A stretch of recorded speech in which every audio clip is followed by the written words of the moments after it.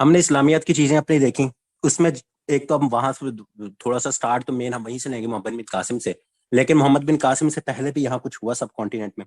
तो कुछ डायनेस्टीज बन आई, कुछ लोगों ने हमले किए यहाँ, जो इन्वेडर्स थे कुछ। उससे पहले भी तो यहाँ कुछ बसता होगा कि हमारी मोहम्मद बिन कासिम से तो तारीख शुरू नहीं होती। तो मोहम्मद बिन कासिम से पहले भी तो कुछ था यहाँ। तो वो हम देखेंगे पहले थोड़ा सा, ये जरा जिसे कहते हैं कि थोड़े से टाइम के अंदर उनको बताऊंगा कि क्या था। तो सबसे पहले तो हमारे पास 7,000 कबले मसीह जिसे कहते हैं, 7,000 BC। अब बीसी बिफोर क्राइस्ट और एडी बिफोर क्राइस्ट, क्या हजरत ईसा से पहले का जो एरा है उसको किसमें कहा गया? BC before Christ. और एडी मैंने उस दिन भी बताया था, एनो डोमिनी, ईयर ऑफ लॉर्ड। ठीक है, एनो डोमिनी। तो वो बाद में उन्होंने कहा कि जब ये बीच में जरा थोड़ी सी सेकुलरिज्म आई तो उन्होंने कहा ये तो हम क्या कहते हैं क्रिश्चियनिटी के उसको फॉलो कर रहे हैं, तो उन्होंने इसी को चेंज करके बीसी को क्या कह दिया? बीसीई कर दिया। और एडी जिसको आजकल हम देखते हैं उसको सीई कर दिया। सीई क्या है? Common era. ये भी पूछ लिया जाए आपसे तो सीई और एडी एक ही है। जो आजकल चल रहा है वो सिर्फ इसी वजह से कि जरा सेकुलरिज्म, उन्होंने कहा कि हम किसी रिलीजन के साथ अपना कैलेंडर क्यों एसोसिएट करें, बड़ा मसला हो जाना था ना।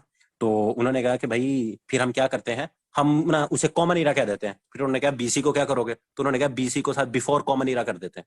तो ये भी आपको टर्म्स जो सी हैं थोड़ा सा इनका आइडिया होना चाहिए कि एडी, बीसी, बीसीई, सीई ये सारी चीजें क्या है। तो एडी और सीई सेम है, बीसी और बीसीई जो से हैं वो सेम है। तो 7,000 कबले मसीह पहले यहाँ एक सिविलाइजेशन आबाद थी बोलान रिवर के किनारे। उसका क्या नाम था? उसका नाम था मेहरगढ़ सिविलाइजेशन।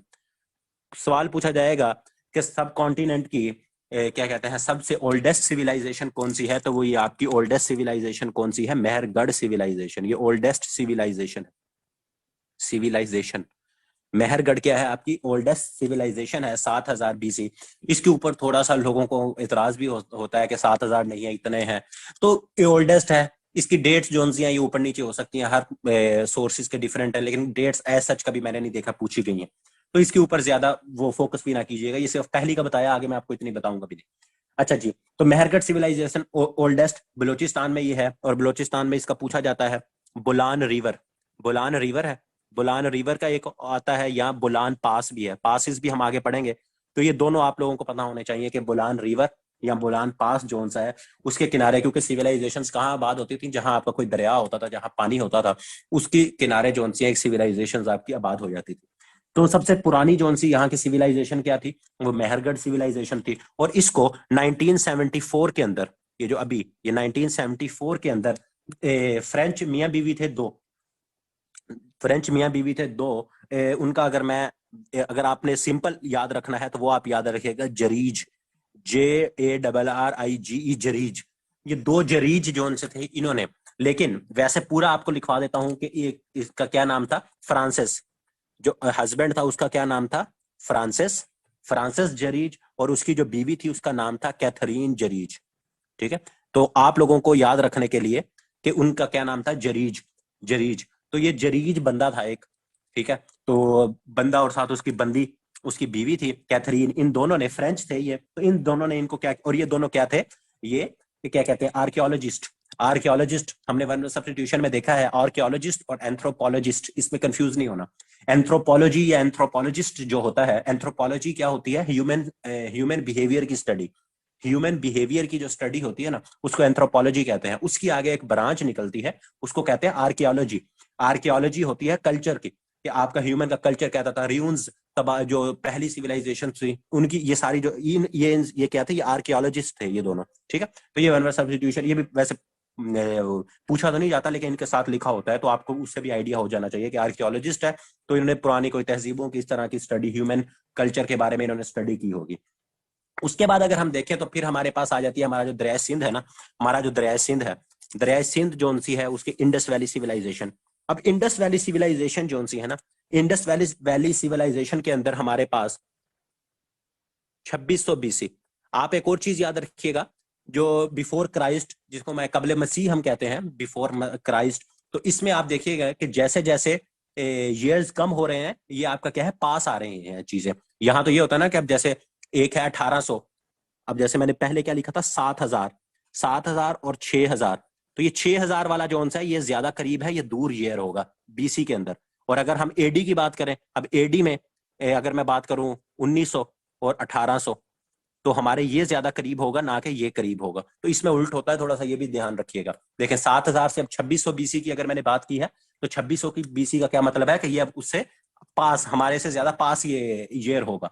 तो 2600 बीसी के अंदर हमारे पास एक सिविलाइजेशन आती है इंडस वैली के, उसका नाम है मोहनजो, क्या कहते हैं उसके, किस तरह लिखेंगे, मोहिंजो, मोहिंजो दाड़ो, मोहिंजो दाड़ो। मोहिंजो दाड़ो जिसको क्या कहा जाता है, माउंट ऑफ डेथ। ये भी क्वेश्चन पूछा जाता है, मोहिंजो दाड़ो माउंट ऑफ डेथ किसे कहा जाता है। ये एक सिविलाइजेशन थी, माउंट ऑफ डेथ। और ये कहाँ है, ये आपकी सिंध लाड़काना के अंदर, लाड़काना के अंदर, इंडस वैली जो दरिया क्या कहते हैं सिंध के ऊपर, इंडस, ये आपका क्या कहते हैं लाड़काना सिंध, लाड़काना सिंध हो गया ये आपका। और उसके बाद इसको क्या कहा जाता है, एक क्वेश्चन पूछा जाता है, great bath of Indus valley civilisation भी यहां था। या इसे कहा जाता है क्या, great bath of Indus valley civilisation. तो वो क्या है आपकी, वो मोहनजोदाड़ो है। Mount of death, death death इसे कहा जाता है, सॉरी डेथ नहीं, dead, mount of dead, D E D dead, Larkana Sindh के अंदर है। और 1922 के अंदर एक बंदा था जॉन मार्शल, 1922 के अंदर जॉन मार्शल साहब थे, उन्होंने इसे क्या किया, ये भी आर्कियोलॉजिस्ट था, उसने मोहनजोदाड़ो जौन सी है सिविलाइजेशन, उसको क्या किया, उसको डिस्कवर किया।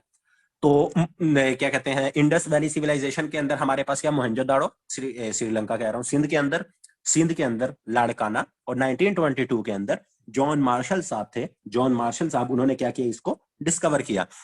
यही 26 इसके अराउंड, इसी कबले मसीह के अंदर हमारे पास सिंध के अंदर एक और जोन सी है, वो ये इंडस वैली सिविलाइजेशन के अंदर ही हमारे पास क्या आती है, जिसके बारे में क्या कहते हैं ज्यादा अभी पूछना शुरू हुए हैं, वो है कोटडिजी, कोटडिजी, सॉरी, कोट कोट डिजी सिविलाइजेशन।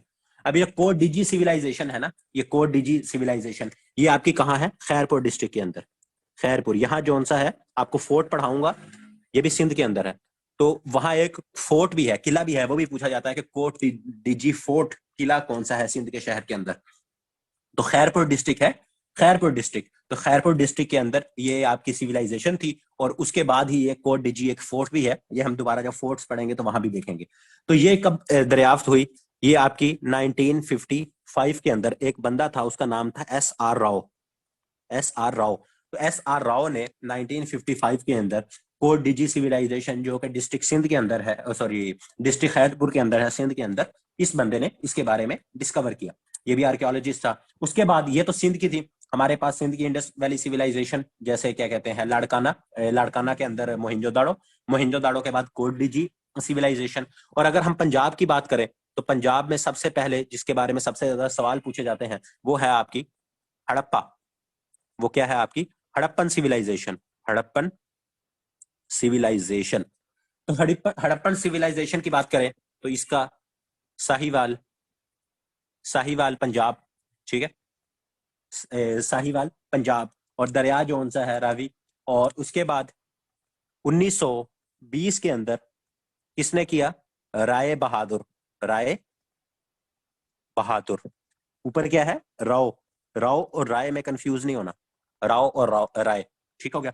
तो राय बहादुर था जिसने क्या किया, जो हड़प्पन सिविलाइजेशन थी, हड़प्पन सिविलाइजेशन थी, उसको क्या किया, डिस्कवर किया 1920 के अंदर, 1920 के अंदर। उसके बाद हमारे पास एक और लिख लीजिएगा, वो जिसको हम टेक्सला या उससे भी जानते हैं, तो वो क्या है हमारी गंधारा सिविलाइजेशन, ये भी पंजाब की है, गंधारा सिविलाइजेशन। तो गंधारा सिविलाइजेशन जोन्स क्या, ये भी आपकी इंडस रिवर के ऊपर है।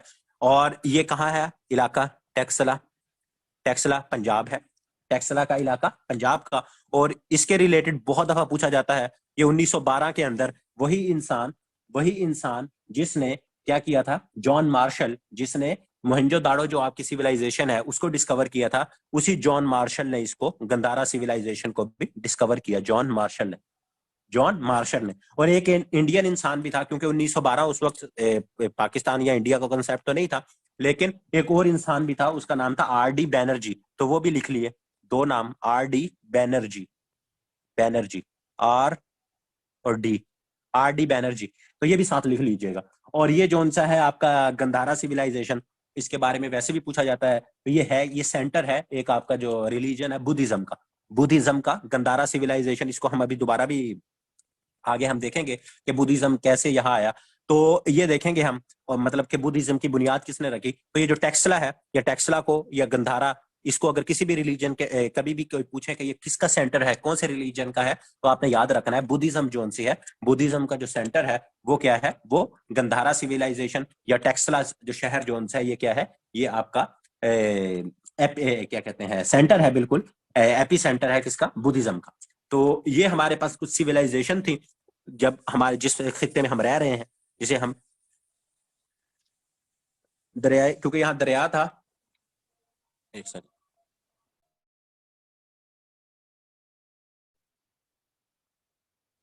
अच्छा जी, हमने सिविलाइजेशंस को देखा, उसके बाद हम देखते हैं फिर यहाँ क्या हुआ। ये जो सब कॉन्टिनेंट का इरा था, यहाँ 1500 अराउंड 1500 बीसी के अंदर क्या हुआ, यहाँ एक ऐसे लोग आए, उनको कहा जाता है आर्यंस, ये सेंट्रल एशिया से होते हुए आए आर्यंस। और इनकी जो लैंग्वेज थी, इनकी जो आर्यंस की लैंग्वेज थी, इनकी लैंग्वेज क्या थी, इनकी लैंग्वेज थी संस्कृत, संस्कृत, संस्कृत इनकी लैंग्वेज थी। और इन्होंने ही आके, जब हमने देखा था हिंदुइज्म, तो हिंदुइज्म आर्यंस के आने के बाद यहाँ हिंदुइज्म का रिलीजन आया। और हिंदुइज्म हमें पता है कि सबसे ओल्डेस्ट रिलीजन कौन सा है, वो हिंदुइज्म है। और इन्होंने, एक क्वेश्चन पूछा जाता है कि कौन सी लोग थे जो कि वेदास लिखा करते थे। ये डिफरेंट जो आर्यंस आए थे, ये वेदास लिखते थे। अब वेदास क्या थे, ये वेदास जो सी है, इनकी written book of Hinduism, Vedas के बारे में क्या है, ये है written books of Hinduism. Written book of Hinduism जो से हैं, ये वेदास थे, जिसमें डिफरेंट थे, ऋग्वेद थी, उसके बाद आपका अल्लाह भला करे समवेद, वैसे एक मैं लिख देता हूँ, ये इंपॉर्टेंट है ऋग्वेद, ये एग्जाम में भी पूछी जाती है आप लोगों से। उसके बाद एक समवेद, तो ये डिफरेंट क्या है, ये बुक्स थे। और ये पूछे जाते हैं कि ये वेद जो से किन्होंने लिखे थे, तो ये आर्यंस जब आए थे तो उन्होंने लिखे। तो ये आर्यंस ही आए, इन्होंने आके क्या किया, इन्होंने आके कास्ट सिस्टम यहाँ इंट्रोड्यूस करवाया, कास्ट सिस्टम इन्होंने इंट्रोड्यूस करवाया। ये भी बहुत इंपॉर्टेंट सवाल है, पूछा जाता है कि सब कॉन्टिनेंट के अंदर कास्ट सिस्टम सबसे पहले किन्होंने इंट्रोड्यूस करवाया था। तो ये जो सारे अभी कह रहे थे कि सर जी असी अमान है, सर जी असी मलेका, ये सारे जो से हैं, ये आर्यंस आए, इन्होंने बेसिकली आकर इन्होंने चार हिस्सों में डिवाइड किया, चार जो एक तरह से कास्ट बनाई सबसे पहले आर्यंस ने। वो क्या थी, सबसे पहले जो इन्होंने कास्ट बनाई वो थी ब्राह्मण। उन्होंने क्या क्या कहा, ब्राह्मण, कुछ होंगे ब्राह्मण। फिर उन्होंने कहा कुछ होंगे कश्तरिया, कश्तरिया। फिर उन्होंने कहा, इसको पता नहीं कि ये क्या होता है, ये होता है वैश्यन, इसी तरह ही होता है कोई, वाशियान। और लास्ट उन्होंने कहा शूद्र, शूद्र। ठीक है, आज भी इंडिया में जो उनसे है इसी के ऊपर चीजें चलती। तो ब्राह्मण क्या थे, जो उनके बड़े थे ना, जो मतलब तबलीग करते थे, प्रीचर्स थे, वो उनको उन्होंने क्या कहा, ये ब्राह्मण होंगे, जो प्रीच करते थे, प्रीचर्स थे। ठीक है, ये ब्राह्मण। काश्तरिया जो उनके बड़े बड़े बादशाह थे ना, वैश्य, वाशियान, चले जो भी बोलते हैं। अच्छा जी, उसके बाद हमारे उनके जो बड़े बड़े बादशाह थे ना, जो उनके बादशाह थे या उनके जो वॉरियर्स थे, ये वॉरियर्स हो गए। ठीक है, और ये जो उनके ट्रेडर्स थे, जो उनके ट्रेड किया करते थे, वो हो गए। और ये जो वहां अब आए, अब जब आर्यंस यहाँ आए, तो यहाँ के कुछ लोकल लोग भी तो थे ना, नेटिव जिन्हें कहा जाता है, नेटिव्स। तो उनको उन्होंने क्या कहा, उनको उन्होंने कहा शूदर, नॉन टचेबल, नॉन टचेबल। तो जो नॉन आर्यंस थे, जो आए, जो यहाँ पहले से रह रहे थे, ये जो हमने सिविलाइजेशंस देखी, इंडस वैली सिविलाइजेशन, मेहरगढ़ और जो सी है यहाँ सिविलाइजेशन, कुछ लोग तो आबाद थे ना, यहाँ जिंदगी तो थी। उनको आर्यंस ने आके क्या कहा कि तुसी जोन से हो, तुम लोग जोन से हो अनटचेबल हो, हम तुम्हें, तुम जोन से है नॉन आर्यंस हो, तो उनको उन्होंने शूदर कहा। और ये जोन सा है पास्ट में, अभी भी वहां आप देखेंगे तो इंडिया में ये शूदर। तो ये कास्ट सिस्टम पूछा जाता है किसने इंट्रोड्यूस करवाया, तो ये जो आर्यंस आए थे, आर्यंस ने आके यहाँ क्या किया, कास्ट सिस्टम इंट्रोड्यूस करवाया। फिर उसके बाद आर्यंस के बाद क्या हुआ, आर्यंस के बाद अगर हम बात करें, आर्यंस के बाद अगर हम बात करें, तो अराउंड 500, अब आप देखेंगे कि 1500 से अब हम कहाँ आएंगे, अराउंड 500, अराउंड 500 बीसी, 499, ओ सॉरी 599, 600 बीसी, क्या है 600 बीसी या 599 के अंदर यहाँ एक डायनेस्टी, एक एम्पायर कायम होती है, उस एम्पायर का नाम था गुप्ता एम्पायर। गुप्ता एम्पायर। अभी जो गुप्ता एम्पायर जब कायम हुई ना, गुप्ता एम्पायर, और ये कम से कम कोई 300 साल तक रही। ये 600 बीसी से अगर मैं कहूं तो ये आपकी अराउंड 324 बीसी तक ये जो आपकी गुप्ता एम्पायर थी ये क्या रही, ये कायम रही। अब इस एम्पायर के अंदर ना, अगर इस एम्पायर की अगर मैं बात करूं, इसके अंदर जो है काफी सारे इनके बादशाह हैं, लेकिन इसी के अंदर जो है ना एक अल्लाह भला करे एक बंदा आया, उसका मैं आपको नाम बताता हूँ। वो हम इसको यहां तक आपने लिख लिया होगा। ये जो गुप्ता एम्पायर रही ना, गुप्ता एम्पायर 324 बीसी में क्या हुआ, ये खत्म हो गई।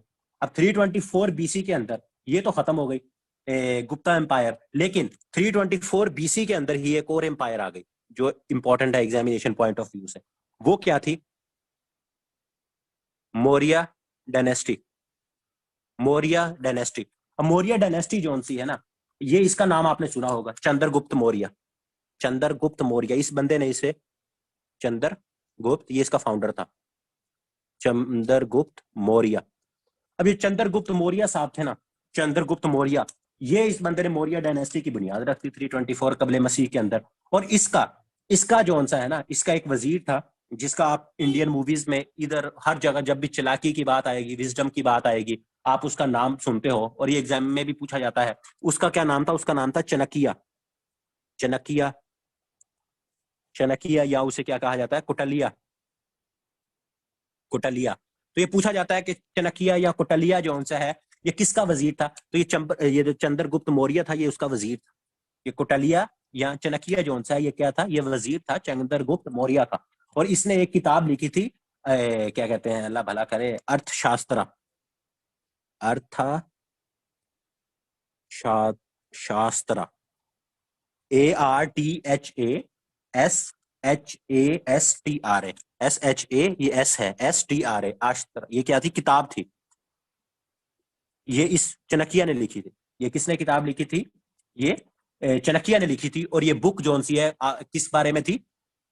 कि गवर्नमेंट, आपने हुकूमत किस तरह चलानी है, स्टेट क्राफ्ट के बारे में।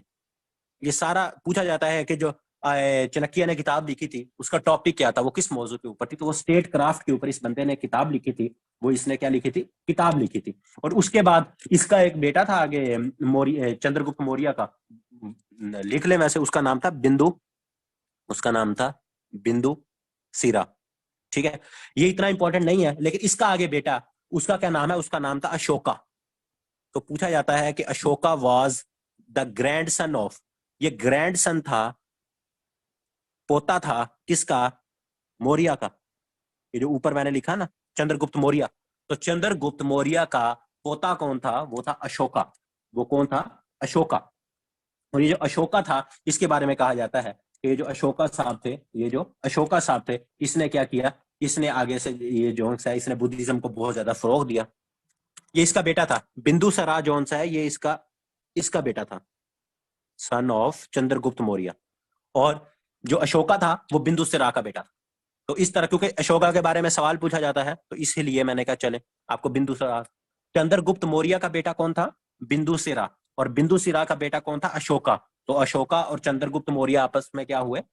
दादा पोता। ठीक है, तो ये उसका क्या था? दादा था। सॉरी, हाँ दादा था, और ये उसका पोता था। अच्छा जी, उसके बाद फिर यहाँ क्या हुआ? ये सारी उस वक्त चीजें चल रही थी। और इसकी जो सी है अशोका की अशोका किस पूछा जाता है कि अशोका का रिलीजन क्या था, या इसके किस रिलीजन के लिए इसकी बहुत ज्यादा खिदमात है? तो वो बुद्धिज्म है। वो क्या है? बुद्धिज्म है।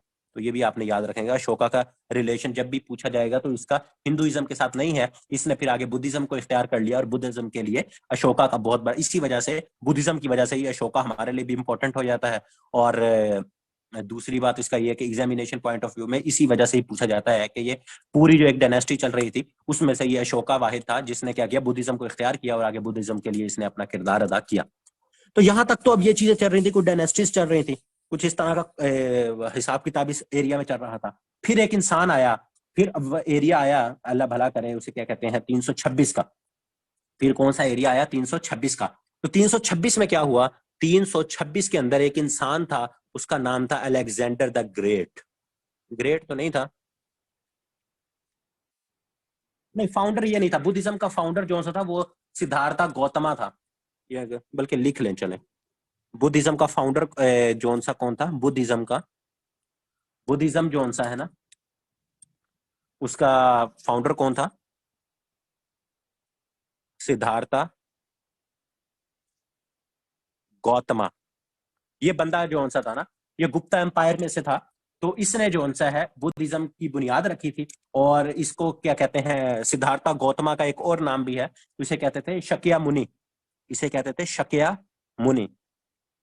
शक्या मुनि, एक दफा पूछा था कि शक्या मुनि किस बंदे को कहा जाता है, क्योंकि बुद्धिज्म का ये फाउंडर है सिद्धार्था गौतमा। ठीक हो गया।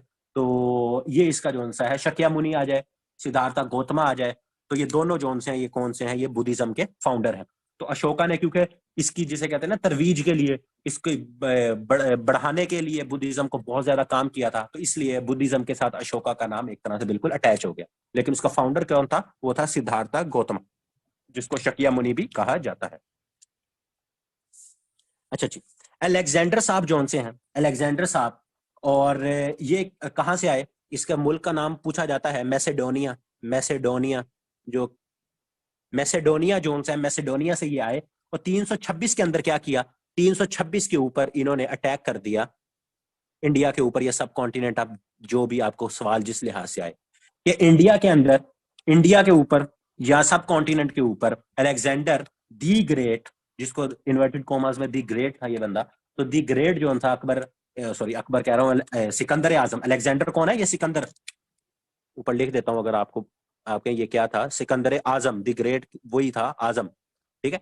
तो सिकंदर आजम साहब जो थे, इन्होंने 326 बीसी, अभी जब एडी आएगा बताऊंगा, तो 326 बीसी के अंदर इसने इंडिया के ऊपर अटैक कर दिया। और उस वक्त यहाँ का बादशाह कौन था जब इसने अटैक किया? पूछा जाता है, ये भी आपका क्वेश्चन है, राजा पोरस। कि जब अलेक्जेंडर ने इंडिया के ऊपर अटैक किया 326 बीसी के अंदर, तब इंडिया का रूलर कौन था? तो ये आपका था राजा पोरस। और इसने अटैक कहाँ किया था? इसने अटैक जहां किया था, वो आज की अगर मैं आपको बताऊं तो वो जेहलम, जहां बैटल हुई। ठीक हो गया। तो फिर जब इसने यहाँ अटैक किया तो राजा पोरस था, इसकी और राजा पोरस की लड़ाई हुई, जिसको कहते हैं battle of Hydaspes. Battle of Hydaspes. और हेडापस क्या है? ये दरिया का नाम है, रिवर, जिसको आज क्या कहा जाता है? जेहलम। ये सब जो सा है, ये आपको पता होना चाहिए कि राजा पोरस की और जो अलेक्जेंडर द ग्रेट की, इसकी जो लड़ाई हुई थी 326 के अंदर, 326 के अंदर बैटल ऑफ हेडापस हुई। और ये हेडापस क्या है? ये जेहलम जो सा है उसका ओल्ड नाम है। और ये हेडापस असल में बेसिकली है क्या? दरिया है। इसी दरिया के किनारे राजा पोरस की और सिकंदर की जो सी है वो क्या हुई थी? लड़ाई हुई। वो क्या हुई थी? यहाँ इसकी लड़ाई हुई थी। और दूसरी चीज एक याद रखिएगा, सिकंदर के बारे में पूछा जाता है कि ये किस क्या कहते हैं, अल्लाह भला करे इसका, कि ये किसका, एक सेकंड रुको यार, कि ये किसका स्टूडेंट था? ये किसका स्टूडेंट था? तो यहां मैं आपको एक वो बता देता हूं, फॉर्मूला SPAA। तो इसको हमेशा इस तरह से याद रखना है कि यहाँ टीचर होगा और उसके बाद यहाँ स्टूडेंट है आगे। तो सबसे पहले एस से क्या है आपका? सुकरात,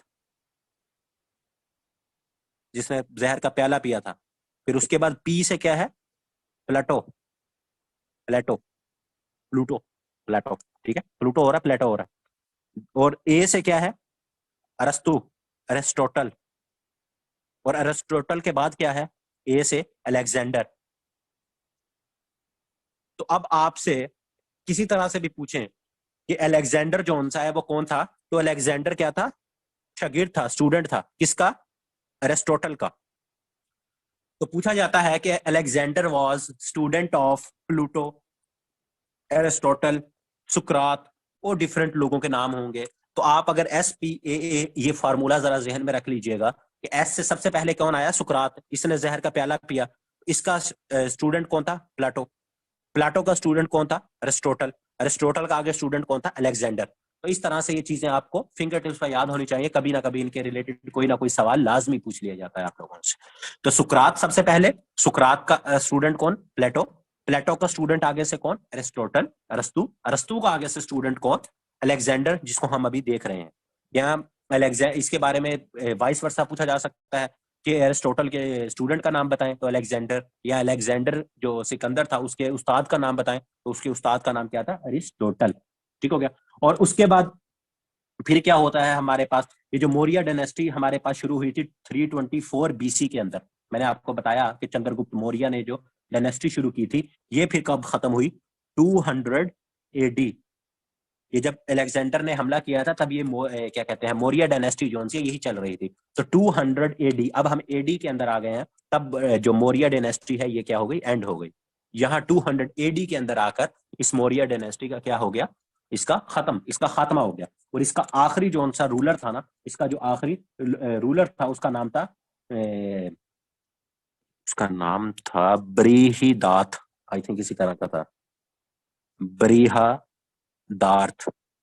यही था, बृहदार्थ मौर्य, बृहदार्थ मौर्य, यही था मौर्य, बृहदार्थ मौर्य। पहला कौन, चंद्रगुप्त मौर्य। क्योंकि बहुत देर तक देखें 324 बीसी, अगर हम वहां 350 साल अराउंड वो डालें और 200 साल फिर बाद में, तो ये आके ऑलमोस्ट जो है 500-600 साल के करीब इनकी मौर्य डायनेस्टी की हुकूमत बनती है। चंद्रगुप्त मौर्य से लेकर बृहदार्थ मौर्य तक ये क्या है, यहाँ रही आपकी अल्लाह भला करे मौर्य डायनेस्टी। उसके बाद फिर जो से यहाँ लोकल कुछ रूलर जो से वो रूल करते रहे। जैसे फिर हम यहाँ से अब हम स्टार्ट क्या करेंगे, यहाँ हमारे लिए इंपॉर्टेंट यहाँ तक था बृहदार्थ मौर्य, बृहदार्थ मौर्य इसका कौन सा था, वो लास्ट रूलर। अच्छा जी, अलेक्जेंडर आ गया और कहा जाता है कि यहाँ मुल्तान के पास जो सा इस बंदे को यहाँ अलेक्जेंडर को किसी ने मारा था और ये मर गया। ठीक हो गया। फिर यहाँ क्या चीज हुई, 200 से बताइएगा, 200 एडी वो लास्ट मौर्य डायनेस्टी का रूलर था। मौर्य डायनेस्टी 200 एडी के अंदर खत्म हो गई। बृहदार्थ मौर्य, ये जो सा है अभी मैंने रेज कर दिया, ये ऊपर लिखा है किसी ने, बृहदार्थ मौर्य। ठीक है, ये उसका आखिरी रूलर था मौर्य डायनेस्टी का। अच्छा जी, अब अगर आप लोगों को अभी याद होगा, रिसेंट आपने पढ़ा क्या कहते हैं इस्लामियात, तो उसके अंदर हजरत उस्मान के दौर में हमने बताया था कि सिंध तक जो सा है, काबुल तक, अफगानिस्तान तक मुसलमान जो उनसे हैं उनके दस्ते पहुंच चुके थे। ठीक है।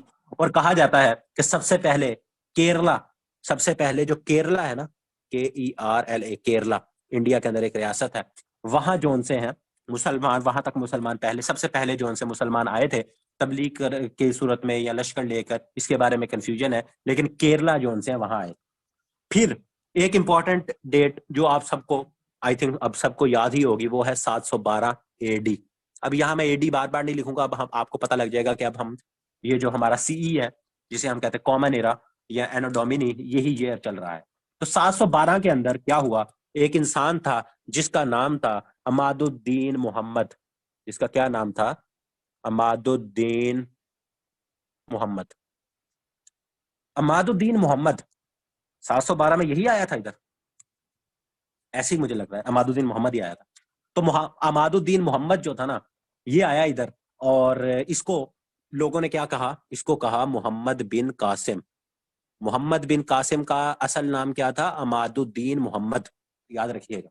तो मोहम्मद बिन कासिम साहब, अमादुद्दीन मोहम्मद साहब 712 ईस्वी के अंदर क्या हुआ, वो यहाँ आए। और इसके बारे में हम दोबारा देख लेते हैं। हजाज बिन यूसुफ था, लिखने की जरूरत है, चलो लिख देता हूँ। हजाज बिन यूसुफ, हजाज बिन यूसुफ कूफे का गवर्नर था। ठीक हो गया। तो हजाज बिन यूसुफ का दामाद भी कहते हैं, भतीजा भी कहते हैं। तो ये आप याद रखिएगा, हजाज बिन यूसुफ से इसका ताल्लुक था। और बादशाह कौन सा था, वलीद बिन अब्दुल मलिक। ठीक है, वलीद बिन अब्दुल मलिक। सिर्फ बोल रहा हूँ, आप लोगों को मैंने लिखाया हुआ है, दोबारा लिख लीजिएगा। उमैया डायनेस्टी चल रही थी, वलीद बिन अब्दुल मलिक के दौर में ये आया। और इसका कबीला कौन सा था, सकफी, सकफी कबीला। ठीक है, सकफी कबीला, ताइफ का एक कबीला है सकफी कबीला। सकफी कबीले से था मोहम्मद बिन कासिम। अच्छा, अब इसकी कहानी तो मैं आप लोगों को ना सुनाता, लेकिन रिसेंटली मेरी एक क्वेश्चन क्या कहते हैं, एक सवाल से नजर पड़ी, इससे पहले कि मैं भूल जाऊं। नहीद, नहीद या नहीदा, आई थिंक नहीद है। अब नहीद क्या है, कहते वो जो जिसके लिए कहते हैं ना, आपको पता तो है कितना जौन सा है शरीफ इंसान था ये हजाज बिन यूसुफ, इसकी शराफत के किस्से हमने देखे हैं। तो हजाज बिन यूसुफ कहते हैं कि एक काफिला जा रहा था, उसके अंदर जौन सा है एक औरत जो सी ना वो जा रही थी, वो थी ये नहीद। और पीपीएससी वालों ने इसको भी नहीं छोड़ा, उन्होंने पूछा कि उस काफिले के अंदर जिसको बचाने के लिए मोहम्मद बिन कासिम को भेजा था, उस औरत का नाम बता। तो उसका नाम क्या था? नहीद। उसका क्या नाम था? नहीद। तो ये भी आप लोगों ने याद रखना है, नहीदा था या नहीद, लेकिन मेरे ख्याल में नहीद ही था। अच्छा जी, तो ये हजाज बिन यूसुफ साहब आए, सॉरी, अमादुद्दीन मोहम्मद मोहम्मद बिन कासिम साहब आए, और 712 के अंदर इसने क्या किया? हमला किया। जो आज का सिंध है, वहां जो पोर्ट है उसे क्या कहते हैं? दीबल पोर्ट। सिंध का या इसे पुराना नाम क्या है? दीबल। तो इसने दीबल के ऊपर, सिंध के ऊपर हमला किया, जिसकी वजह से उसे क्या कहा जाता है? बाबुल इस्लाम। बाबुल इस्लाम किसको कहा जाता है? सिंध को। हालांकि उससे पहले इस्लाम पहुंच चुका था यहाँ, लेकिन फिर भी सिंध को क्या कहा जाता है? बाबुल इस्लाम। 712 के अंदर मोहम्मद बिन कासिम साहब आए, और उसके बाद जब वो यहाँ आए तो वहां किससे लड़ाई हुई? जैसे अलेक्जेंडर की राजा पोरस था, तो यहाँ राजा कौन था उस वक्त? राजा दाहिर था। यहाँ राजा कौन था? हाँ, दीबलपोर ठट्ठा। दीबलपोर ठट्ठा। तो उसके बाद यहाँ क्या हुआ? वलीद बिन अब्दुल मलिक के दौर में ये आया, राजा दाहिर से इसकी लड़ाई हुई, और उसके बाद क्या हुआ? ये राजा दाहिर को इसने मार दिया। राजा दाहिर को, ये साथ लिख लीजिएगा कि दीबल का अब न्यू नाम क्या है? ठट्ठा। ठट्ठा। ठट्ठा। ठीक हो गया? न्यू नेम ठट्ठा।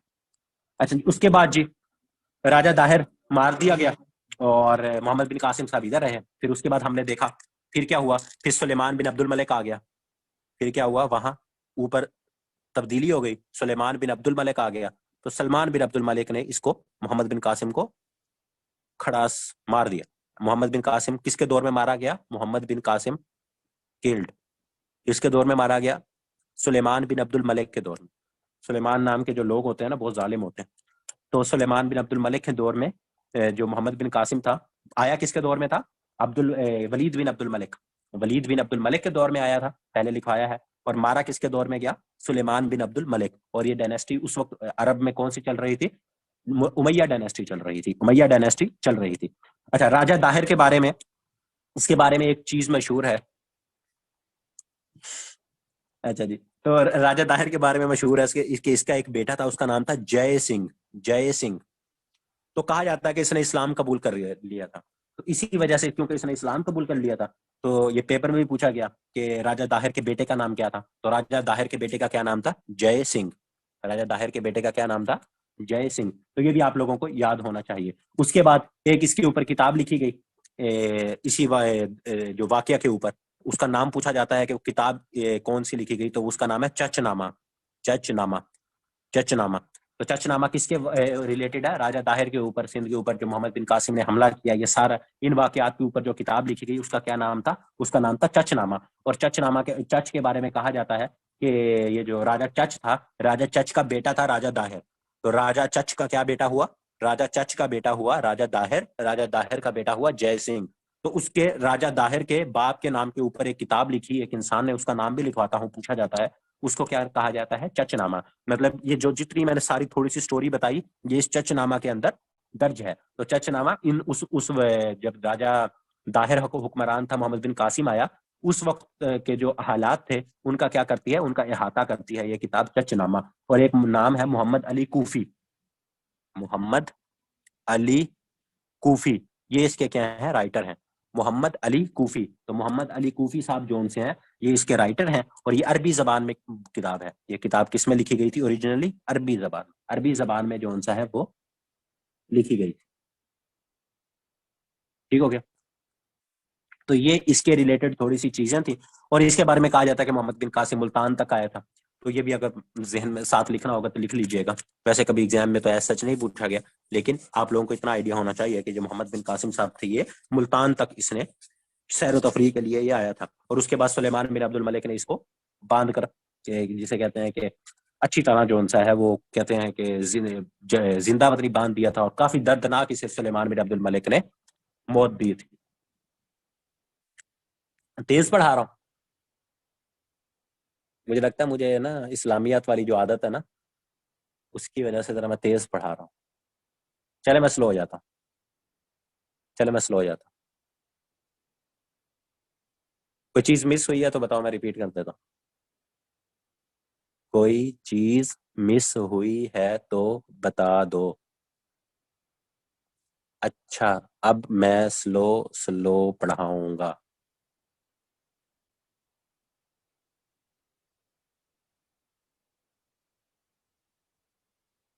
पहले बताते मैं स्लो हो जाता। अच्छा चलो। जय सिंह बेटा था। जय सिंह, जय सिंह सन ऑफ राजा दाहिर।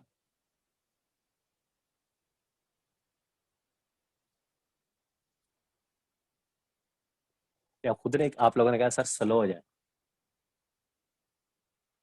चले हाँ, कोई मसला नहीं है। अगर थोड़ा सा मेरी असल में ना, अब सिलेबस भी तो कवर करना है ना, तो ये भी तो है, आपको रिकॉर्डिंग्स भी तो इसीलिए प्रोवाइड कर दी जाती है ना। अगर कोई चीज मिस हो जाए तो वहां से देख लेना, कोई मसला नहीं। ये भी अच्छी चीज है।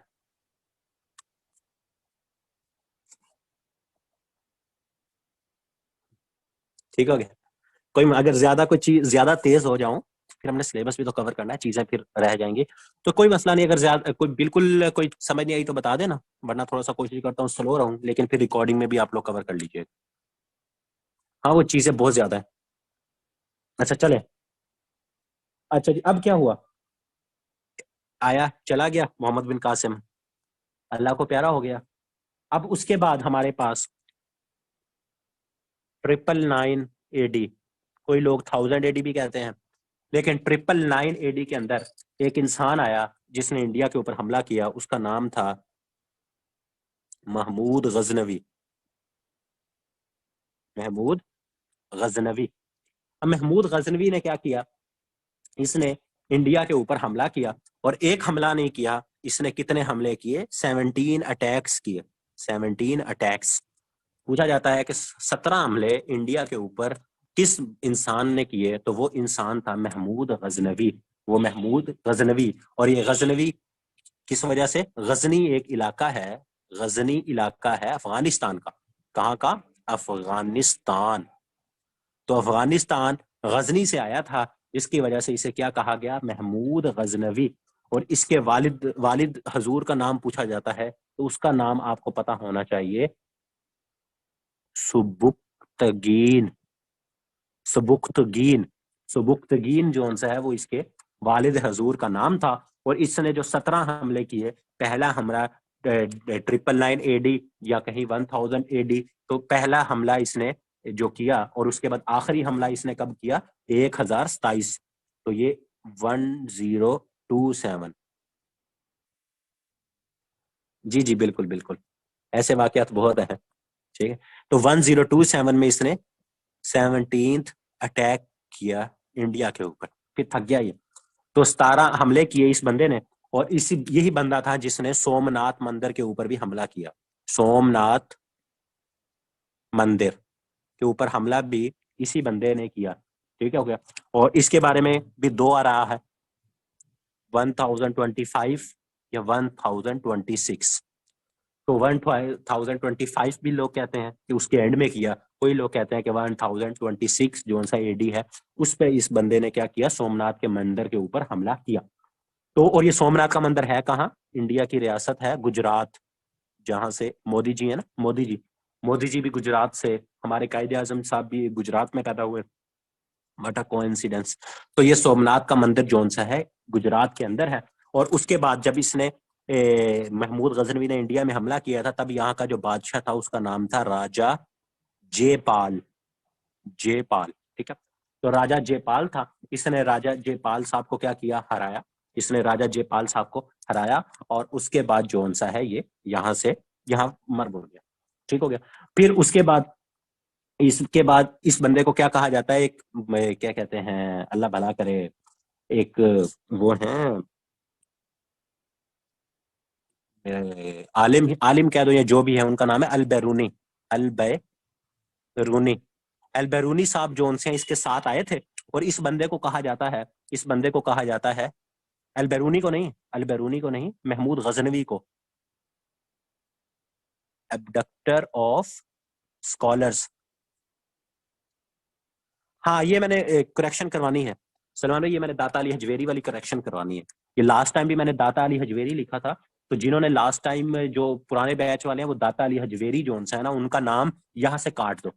दाता अली हजवेरी जब आए थे ना, वो किसके साथ आए थे? वो सुल्तान मसूद था। वो मैंने जहां से देखे ना 2-3 जगह से, उन्होंने ना मसूद को महमूद कर दिया था। तो दाता अली हजवेरी, इसको करेक्शन कर लो या साथ में बोल रहा हूँ आप लोग भी लिख लो कि दाता अली हजवेरी के वो बादशाह था सुल्तान मसूद ऑफ गजनवी। ठीक है, वो मसूद था, महमूद नहीं था। सुल्तान मसूद, सुल्तान ये जो महमूद गजनवी था, इसके साथ इब्ने अल बैरूनी आए थे।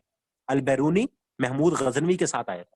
लेकिन वो हमारे जो सा, क्योंकि वो इसे एबडक्टर ऑफ स्कॉलर्स कहा जाता है, तो लोगों ने कहा कि दाता अली हजवेरी को भी यही अपने साथ लेके आ गए। तो दाता अली हजवेरी जो से है ना, ये लास्ट टाइम भी मैंने दाता अली हजवेरी लिखवाया है, लेकिन वो कहते हैं मसूद गजनवी, सुल्तान मसूद ऑफ गजनवी थे, उनके साथ दाता अली हजवेरी आए थे। लेकिन अल बैरूनी जो से हैं वो किन के साथ आए थे? महमूद गजनवी के साथ आए थे। अब गजनवी साहब आए, एक सेकंड जरा।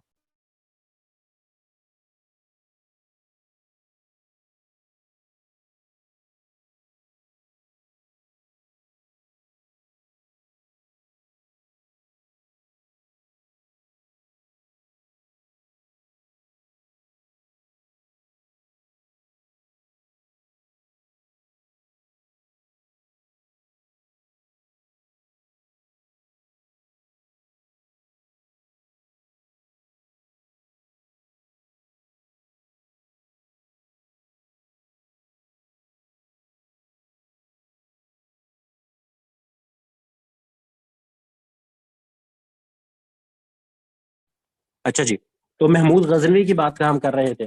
महमूद गजनवी के बाद हमारे पास अब देखेंगे हम गौरी। गौरी आया, अब हमारे पास गौरी आया। अच्छा, महमूद गजनवी का याद रखिए, मैंने आपको कहा था कि गजनी से वो बिलोंग करते थे, तो उनके बारे में एक लिख लीजिएगा कि गजनी जो शहर है, जो इलाका है, वहीं पैदा हुए और वो डाइड, उनकी डेथ जो सी है या बरेड जो से हैं वो गजनी के ही अंदर है। तो महमूद गजनवी, गजनी से याद रखिएगा कि वहीं पैदा हुए और वहीं उनकी वफात है। तो अब गौरी जो उनसे है, गौरी कौन सा? गौरी भी महमूद क्या कहते हैं, अल्लाह भला करे इसका, शहाबुद्दीन, इसका पूरा नाम क्या था मैं उर्दू में लिख देता हूँ। शहाबुद्दीन, शहाबुद्दीन महमूद गौरी, ये इसका पूरा नाम था, शहाबुद्दीन महमूद गौरी। लेकिन ये हमने सुना है, इससे भी पहले एक नाम था। इससे पहले इसका क्या नाम था? मोइजुद्दीन शहाबुद्दीन महमूद गौरी। तो इसका पूरा नाम जो सा है वो क्या था? मोइजुद्दीन शहाबुद्दीन महमूद गौरी। तो पूछा जाता है कि महमूद गौरी का असल नाम क्या था, तो उसका असल नाम क्या था? मोइजुद्दीन बिन शहाबुद्दीन महमूद गौरी। तो मोइजुद्दीन पहले आपने ये भी याद रखना है इसका। ये भाई साहब कहाँ से था? गौर जो आया इसके, तो ये गौर से था। गौर का इलाका भी कहाँ है? गौर का इलाका भी आपका अफगानिस्तान के अंदर है।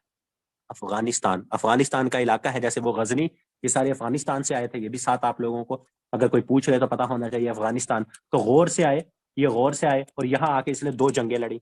इसने क्या की? 2 बैटल्स, 2 बैटल्स। उन बैटल्स को क्या कहा जाता है? बैटल्स ऑफ तरेन, तराइन। ट्रेन से याद रख लें, रेलगाड़ी ना, ट्रेन। तो 2 बैटल्स, बैटल यहाँ से उर्दू में लिखा तराइन, तराइन इस तरह लिखा होता है, तराइन। ठीक हो गया। और पहली battle of Tarain, first battle of Tarain कब लड़ी गई? फर्स्ट 1191 में, और सेकंड 1192 के अंदर, 1192 के अंदर। ठीक हो गया। ये 2 इसने जो सी हैं वो बैटल लड़ी। और क्या कहते हैं, एक सेकंड रुकना यार, जरा मैं आया, एक सेकंड।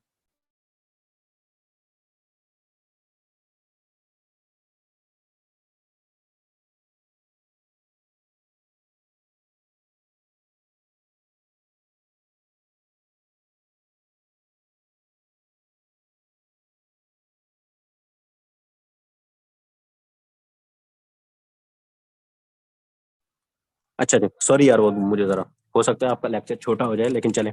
अच्छा, तो ये इसने 2 जंगें लड़ी, बैटल ऑफ तराइन। तो पूछा जाता है कि battle of, abductor of scholar Mahmud Ghaznavi था। महमूद गजनवी, वो गजनवी हमने पढ़ लिया, अब हम गौरी की बात कर रहे हैं।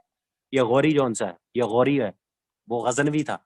ठीक है, है दोनों का नाम है महमूद, लेकिन एक गजनवी है, याद रखिएगा, गजनवी पहले आता है, गौरी बाद में आया। ठीक है। तो ये 2 जंगें इसने किसके अगेंस्ट लगी? पृथ्वी, पृथ्वीराज चौहान, पृथ्वीराज चौहान के खिलाफ जो सी पहली जंग इसने लड़ी, हार गया। दूसरी जंग जो सी है, फिर पृथ्वीराज चौहान मारा गया इसमें।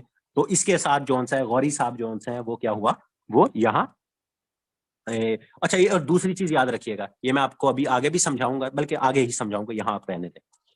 तो ये आपका गौरी, और फिर क्या हुआ, ये आपका 1200, ये अब ये देखें, इसने 2 जंगें लड़ी, 1191 1192 के अंदर, और 1206 के अंदर जेहलम के अंदर इसको मार दिया गया। ये कहा मार दिया गया, जेहलम के अंदर, ठीक हो गया।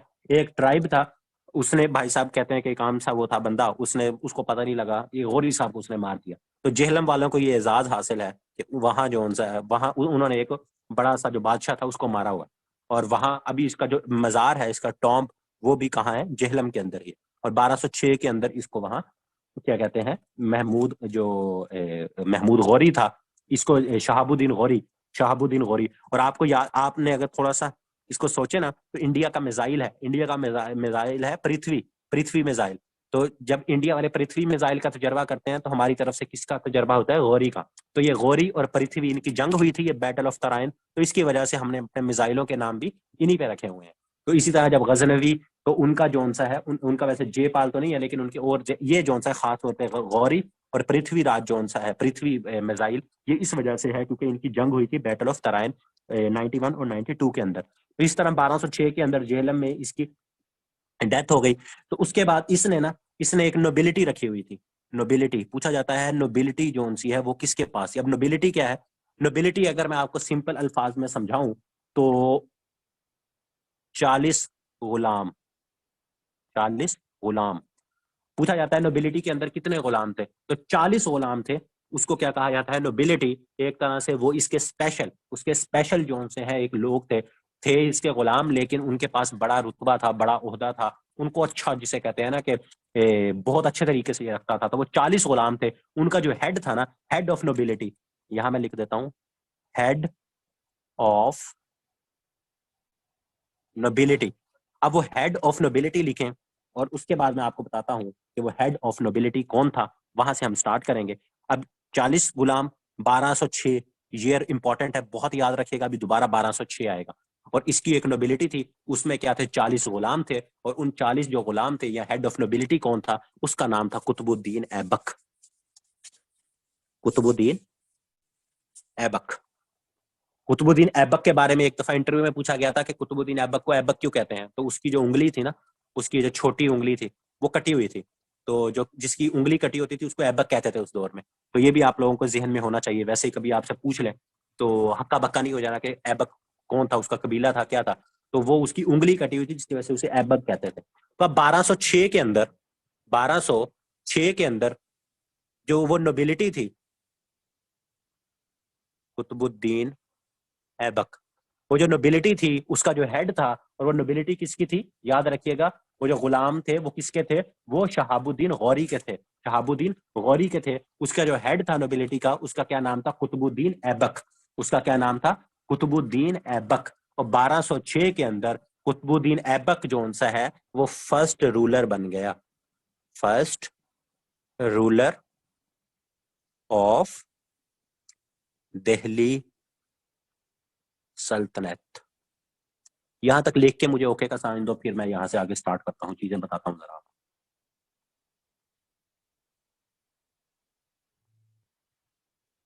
जल्दी जल्दी लिखो यहाँ, फिर मुझे बताओ।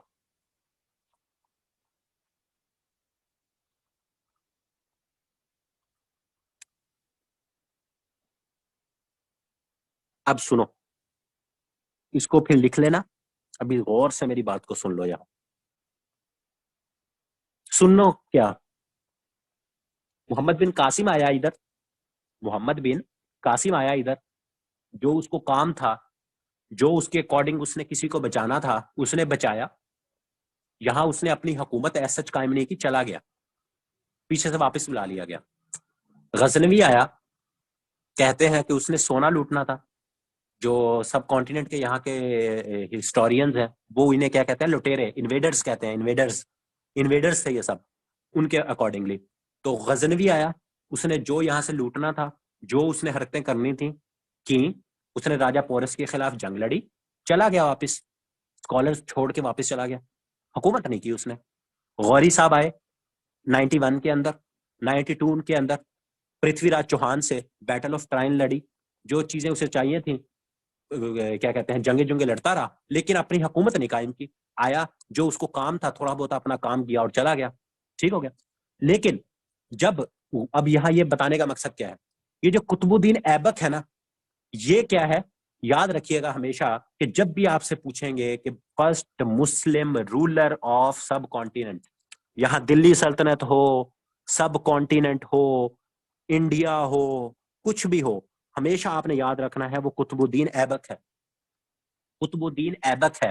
गौरी, गजनवी उससे पहले आ चुके थे, उससे पहले आ चुके थे, लेकिन वो यहां रूल नहीं किया उन्होंने। अगेन रिपीट कर रहा हूं कि फर्स्ट रूलर की जब भी बात आएगी, फर्स्ट रूलर की जब भी बात आएगी, तो वो क्या होगा, वो हमेशा कुतुबुद्दीन ऐबक होगा, ना कि गजनवी होगा, ना कि गौरी होगा, क्योंकि उन्होंने यहाँ हमले किए, उनको जो यहाँ काम था वो किया, चले गए, उन्होंने यहाँ हुकूमतें नहीं की। गौरी के जाने के बाद जो उसकी नोबिलिटी थी, उसका जो हेड था कुतुबुद्दीन ऐबक, उसको इक्तदार मिला और वो यहाँ का पहला रूलर बना, वो यहाँ का पहला रूलर बना। और यहाँ से डायनेस्टी, और यहाँ से स्टार्ट क्या होता है, 1206 इंपॉर्टेंट क्यों है, 1206 के अंदर गौरी गया जेहलम के अंदर, दूसरा टिक क्या हुआ, कुतुबुद्दीन ऐबक यहाँ का बादशाह बना, पहला मुसलमान रूलर बना। और यहाँ से तीसरा क्या स्टार्ट होता है, यहाँ से दिल्ली दिल्ली सल्तनत का स्टार्ट होता है, SULT सल्तनत। दिल्ली सल्तनत का स्टार्ट कहाँ है, 1206, और दिल्ली सल्तनत एंड कहाँ होगी, जी जी, यही तो गुलाम था। ये जो गुलाम थे ना, जो मैंने 40 गुलाम, उसकी नोबिलिटी थी, उनके गुलामों का हेड था, उनके गुलामों का सरदार था, उस उनके गुलामों का सरदार था। इसीलिए अभी मैं आपको दोबारा भी ये बताऊंगा, ये पहले ये देख लें कि 1526 तक, 1206 से 1526 तक दिल्ली सल्तनत रही। ये इस तरह इसको लिख लीजिएगा कि सल्तनत दिल्ली सल्तनत कब तक रही, 1206 से लेकर 1526 तक। इसके अंदर अब डिफरेंट डायनेस्टीज आएंगी, 1526 के बाद जो आएगा वो मैं आपको बताऊंगा, लेकिन ये पूरी क्या है, दिल्ली सल्तनत है। इसके अंदर अब क्या है, डिफरेंट डायनेस्टीज आएंगी, डायनेस्टीज खानदान आएंगे। जैसे इस्लामियत में उमैया आए, फिर क्या है, अब्बासी आए, फातमी आए, ममलूक आए, यहाँ उस्मानी आए। इस तरह से जैसे डायनेस्टीज थी ना, तो इस तरह यहाँ अब क्या है, खानदान आएंगे। तो पहला खानदान, और ये 1526 तक याद रखिएगा दिल्ली सल्तनत है, ठीक है, 1526 तक यहाँ क्या है, दिल्ली सल्तनत है। और 1206 के अंदर अब डायनेस्टीज के अंदर पहली डायनेस्टी हम देखेंगे। जो पहली डायनेस्टी है उसको क्या कहा जाता है, स्लेव डायनेस्टी। और स्लेव डायनेस्टी का पहला बादशाह कौन है 1206 के अंदर, कुतुबुद्दीन ऐबक। यहां तक अब मुझे बताओ, किसी को कोई मसला है कि नहीं, चीज समझ आई है जो मैंने बताई, कोई चीज। 1206 से पहला रूलर दिल्ली सल्तनत क्या है, पहला रूलर, स्लेव डायनेस्टी का पहला रूलर कौन सा है, स्लेव डायनेस्टी की बुनियाद किस बंदे ने रखी। अगर इस तरह के अब कहीं से भी सवाल आपसे पूछें, कहीं से भी आपका कान पकड़े, तो आपको कोई मसला होगा यहाँ,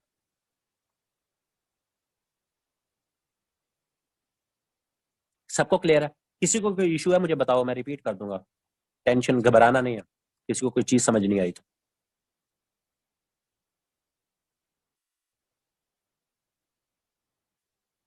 अच्छा जी, अब देखो, दोबारा सुन लो, Qutubuddin Aibak first ruler of Delhi Sultanate, first Muslim ruler of Delhi Sultanate, first Muslim ruler of subcontinent, ठीक हो गया। सब कॉन्टिनेंट इस एरिया को कहते हैं, जो इंडिया पाकिस्तान का ये पूरा जो रीजन है, इसको पहले सब कॉन्टिनेंट कहते थे। जो इंडिया पाकिस्तान, जो इंडिया और पाकिस्तान है आपका, बांग्लादेश समेत, ये सब रीजन को, इस पूरे रीजन को सब कॉन्टिनेंट कहते थे, जिसकी हिस्ट्री हम पढ़ रहे हैं, ठीक है, सब कॉन्टिनेंट। अच्छा, अब दूसरी बात, दिल्ली सल्तनत हमने देख ली, अब इसके अंदर डायनेस्टीज हैं, पहली है स्लेव डायनेस्टी। अब वो आपसे पूछे अब वो आपसे पूछे कि स्लेव डायनेस्टी की बुनियाद किसने रखी, तो स्लेव डायनेस्टी की बुनियाद या उसका पहला रूलर कौन था, तो स्लेव डायनेस्टी की बुनियाद कुतुबुद्दीन ऐबक ने रखी, उसका पहला रूलर कुतुबुद्दीन ऐबक था, ठीक है। तो ये सारी चीजें आपने अब क्या अपने जहन में रखनी है।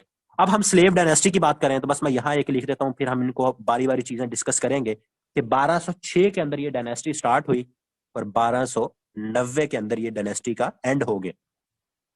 अब इसके जो रूलर्स थे उनकी जो कंट्रीब्यूशन थी, उनके बारे में क्या क्या चीजें पूछी जाती हैं या जा सकती हैं, वो मैं आपको एक एक करके हर किसी के बारे में लिखवा दूंगा।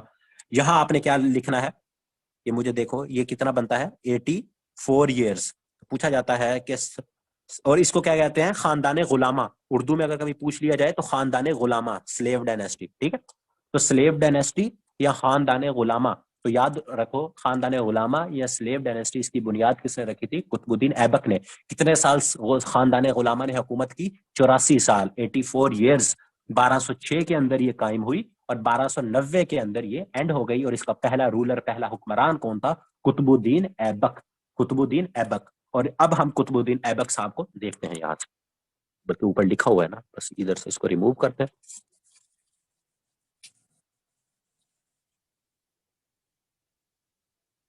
नहीं, वो ममलूक, उनको अब देखो, एक ममलूक थे, ममलूक ना कहो, ममलूक में कंफ्यूज हो जाओगे, क्योंकि ममलूक डायनेस्टी एक वो थी जो अब्बासियों के बाद आई थी।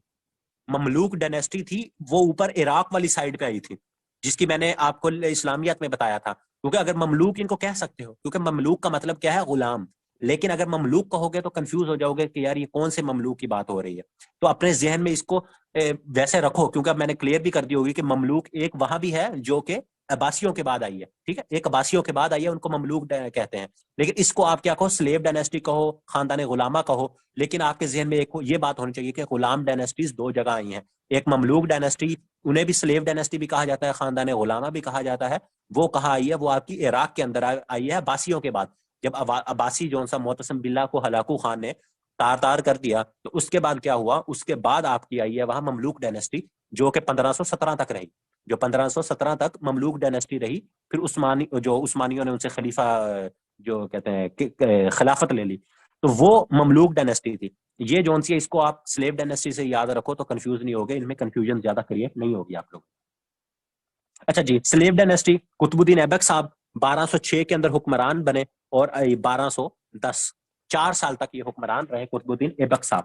और जब ये हुक्मरान रहे, दिल्ली सल्तनत तो थी, लेकिन इन्होंने क्या किया, इन्होंने अपना जो हेड क्वार्टर था वो कहाँ तक, वहां कहाँ शिफ्ट कर लिया, इन्होंने लाहौर जो सा है वो कैपिटल अपना शिफ्ट कर लिया। कैपिटल शिफ्ट कर लिया इन्होंने, कैपिटल शिफ्ट लाहौर कर लिया, ठीक है, कुतुबुद्दीन ऐबक साहब। और उसके बाद, और लाहौर इन्होंने जब कैपिटल शिफ्ट किया, तो he died in Lahore, he died in Lahore. Lahore में इनकी वफात हुई। और अभी भी मेरे ख्याल में कोई पिछले जो 2 साल पेपर हुए हैं, उनके अंदर 8-9 दफा तो ये पूछा गया है कि ऐसा कौन सा हुक्मरान था जिसकी जोन सी है मौत हुई पोलो खेलते हुए। तो he died while playing polo, polo खेलते हुए कौन से हुक्मरान की मौत हुई, वो था कुतुबुद्दीन ऐबक, या जिस इसको लिखा होता है चुगान, CHUGAN, इसका पुराना नाम क्या था, चुगान, पोलो का।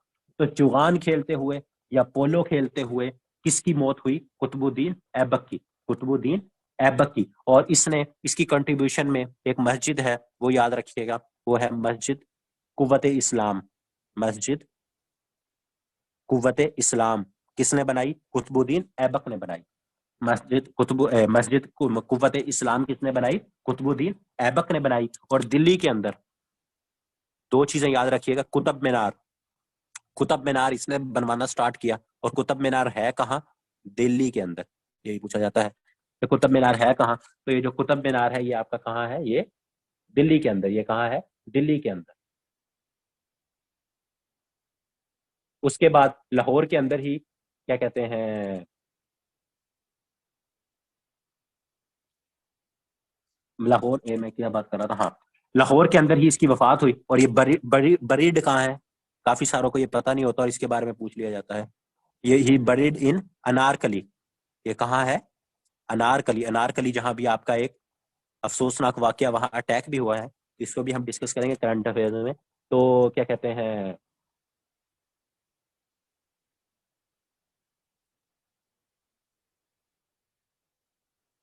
ये अनारकली लाहौर के अंदर, ये उसमें भी पूछा, कौन सी आपने पूछा, मस्जिद कुव्वत इस्लाम, ये भी दिल्ली के अंदर है। मस्जिद ये कुव्वत इस्लाम ना, ये भी दिल्ली के अंदर है, लिख ले, ये भी इंपॉर्टेंट है, मैं स्किप कर गया, अच्छा हुआ याद आ गया। तो मस्जिद कुव्वत इस्लाम जो सी है, ये कहाँ है, ये भी दिल्ली के अंदर है, दिल्ली इंडिया के अंदर, इंडिया के अंदर, ठीक है। तो ये दिल्ली इंडिया के अंदर है। इसी तरह कुतुब मीनार जो सा है आपका, ये भी दिल्ली के अंदर। और ये पोलो खेलते हुए लाहौर के अंदर इसकी डेथ हुई, और लाहौर की अनारकली के अंदर ये क्या है, दफन है। और उसके बाद इसका एक बेटा था, इसका क्या था, बेटा था, उसका क्या नाम था, आराम शाह।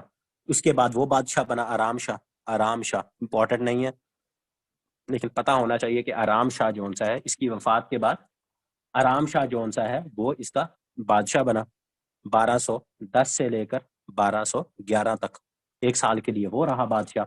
और उसके बाद फिर हम देखेंगे फिर आगे कौन बना। यहाँ तक बस आराम शाह, आपको ये आइडिया होना चाहिए कि आराम शाह कौन था, कुतुबुद्दीन ऐबक, क्योंकि पहला रूलर था यहाँ का। तो उसका आपको जो बेटा है उसका नाम भी पता होना चाहिए। तो उसके बेटे का नाम क्या था, आराम शाह, जो कि 1 साल तक दिल्ली सल्तनत के ऊपर का बादशाह रहा।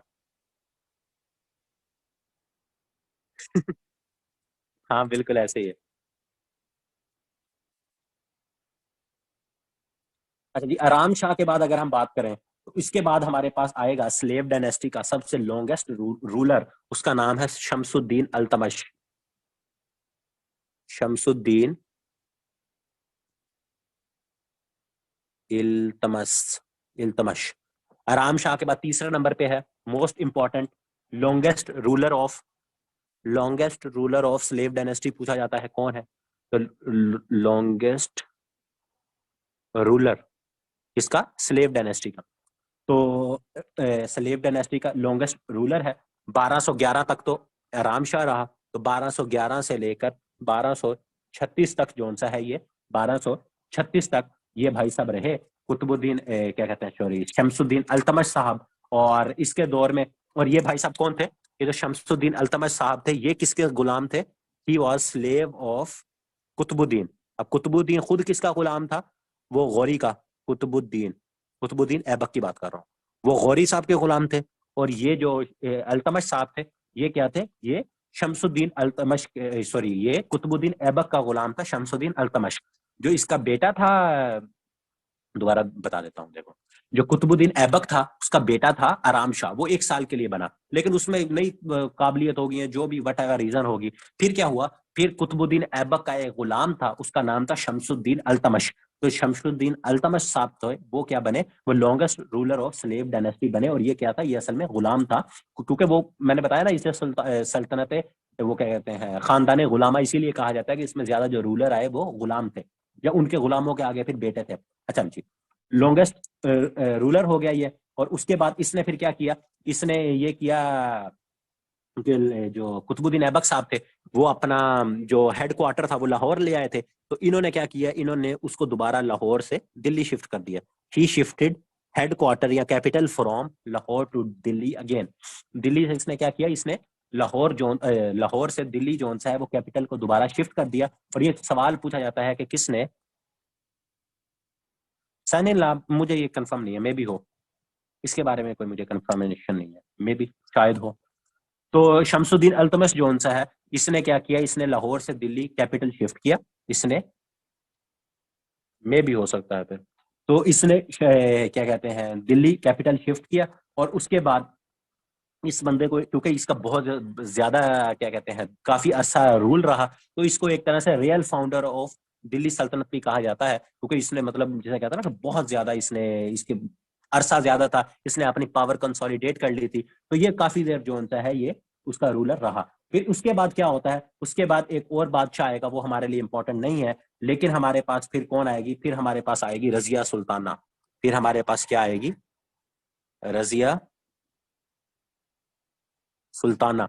और ये जो रजिया सुल्ताना साहिबा है ये 1236 से लेकर, रजिया सुल्ताना 1236 से लेकर 1240 तक, 1240, 1240 तक।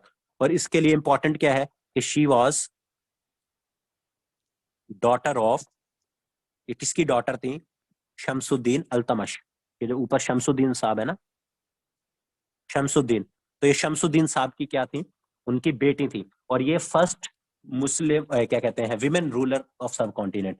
ये तो अब आपको वैसे ही पता होगा कि ये बहुत दफा क्वेश्चन भी रिपीट हुआ है कि रजिया सुल्ताना कौन थी, तो पहली जो फीमेल जो थी वो रूलर कौन थी सब कॉन्टिनेंट की, ये इंडिया की, तो वो रजिया सुल्ताना थी। और ये बेसिकली कौन थी रजिया सुल्ताना, ये जो शमसुद्दीन अल्तमश था जो कि कुतुबुद्दीन ऐबक का गुलाम था, और लॉन्गेस्ट रूलर भी था, ये उसकी क्या थी, ये उसकी बेटी थी, ये क्या थी, उसकी बेटी थी।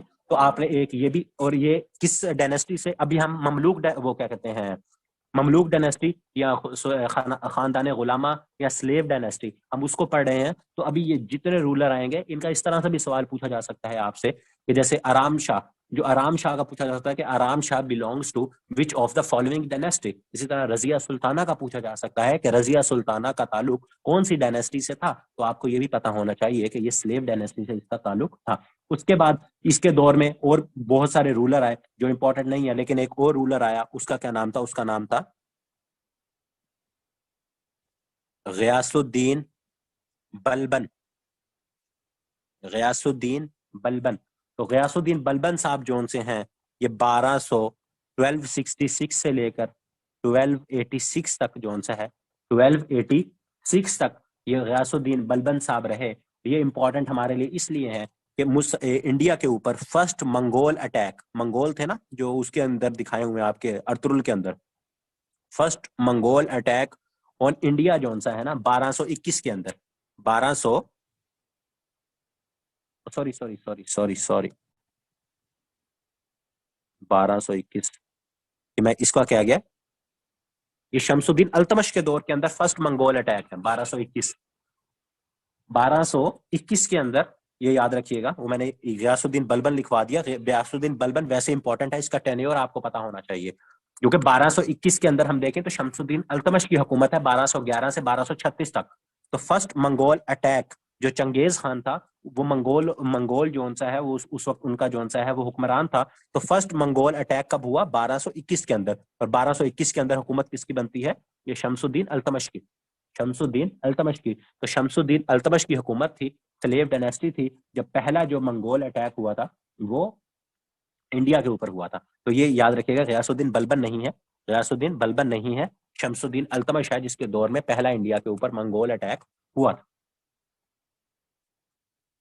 अच्छा जी, उसके बाद 84 ईयर्स, जो 86 ईयर्स इनकी हुकूमत रही ना, उसमें अब दो ये तो इस बस इनके हवाले से इतनी ही चीजें थी। और एक चीज आपने,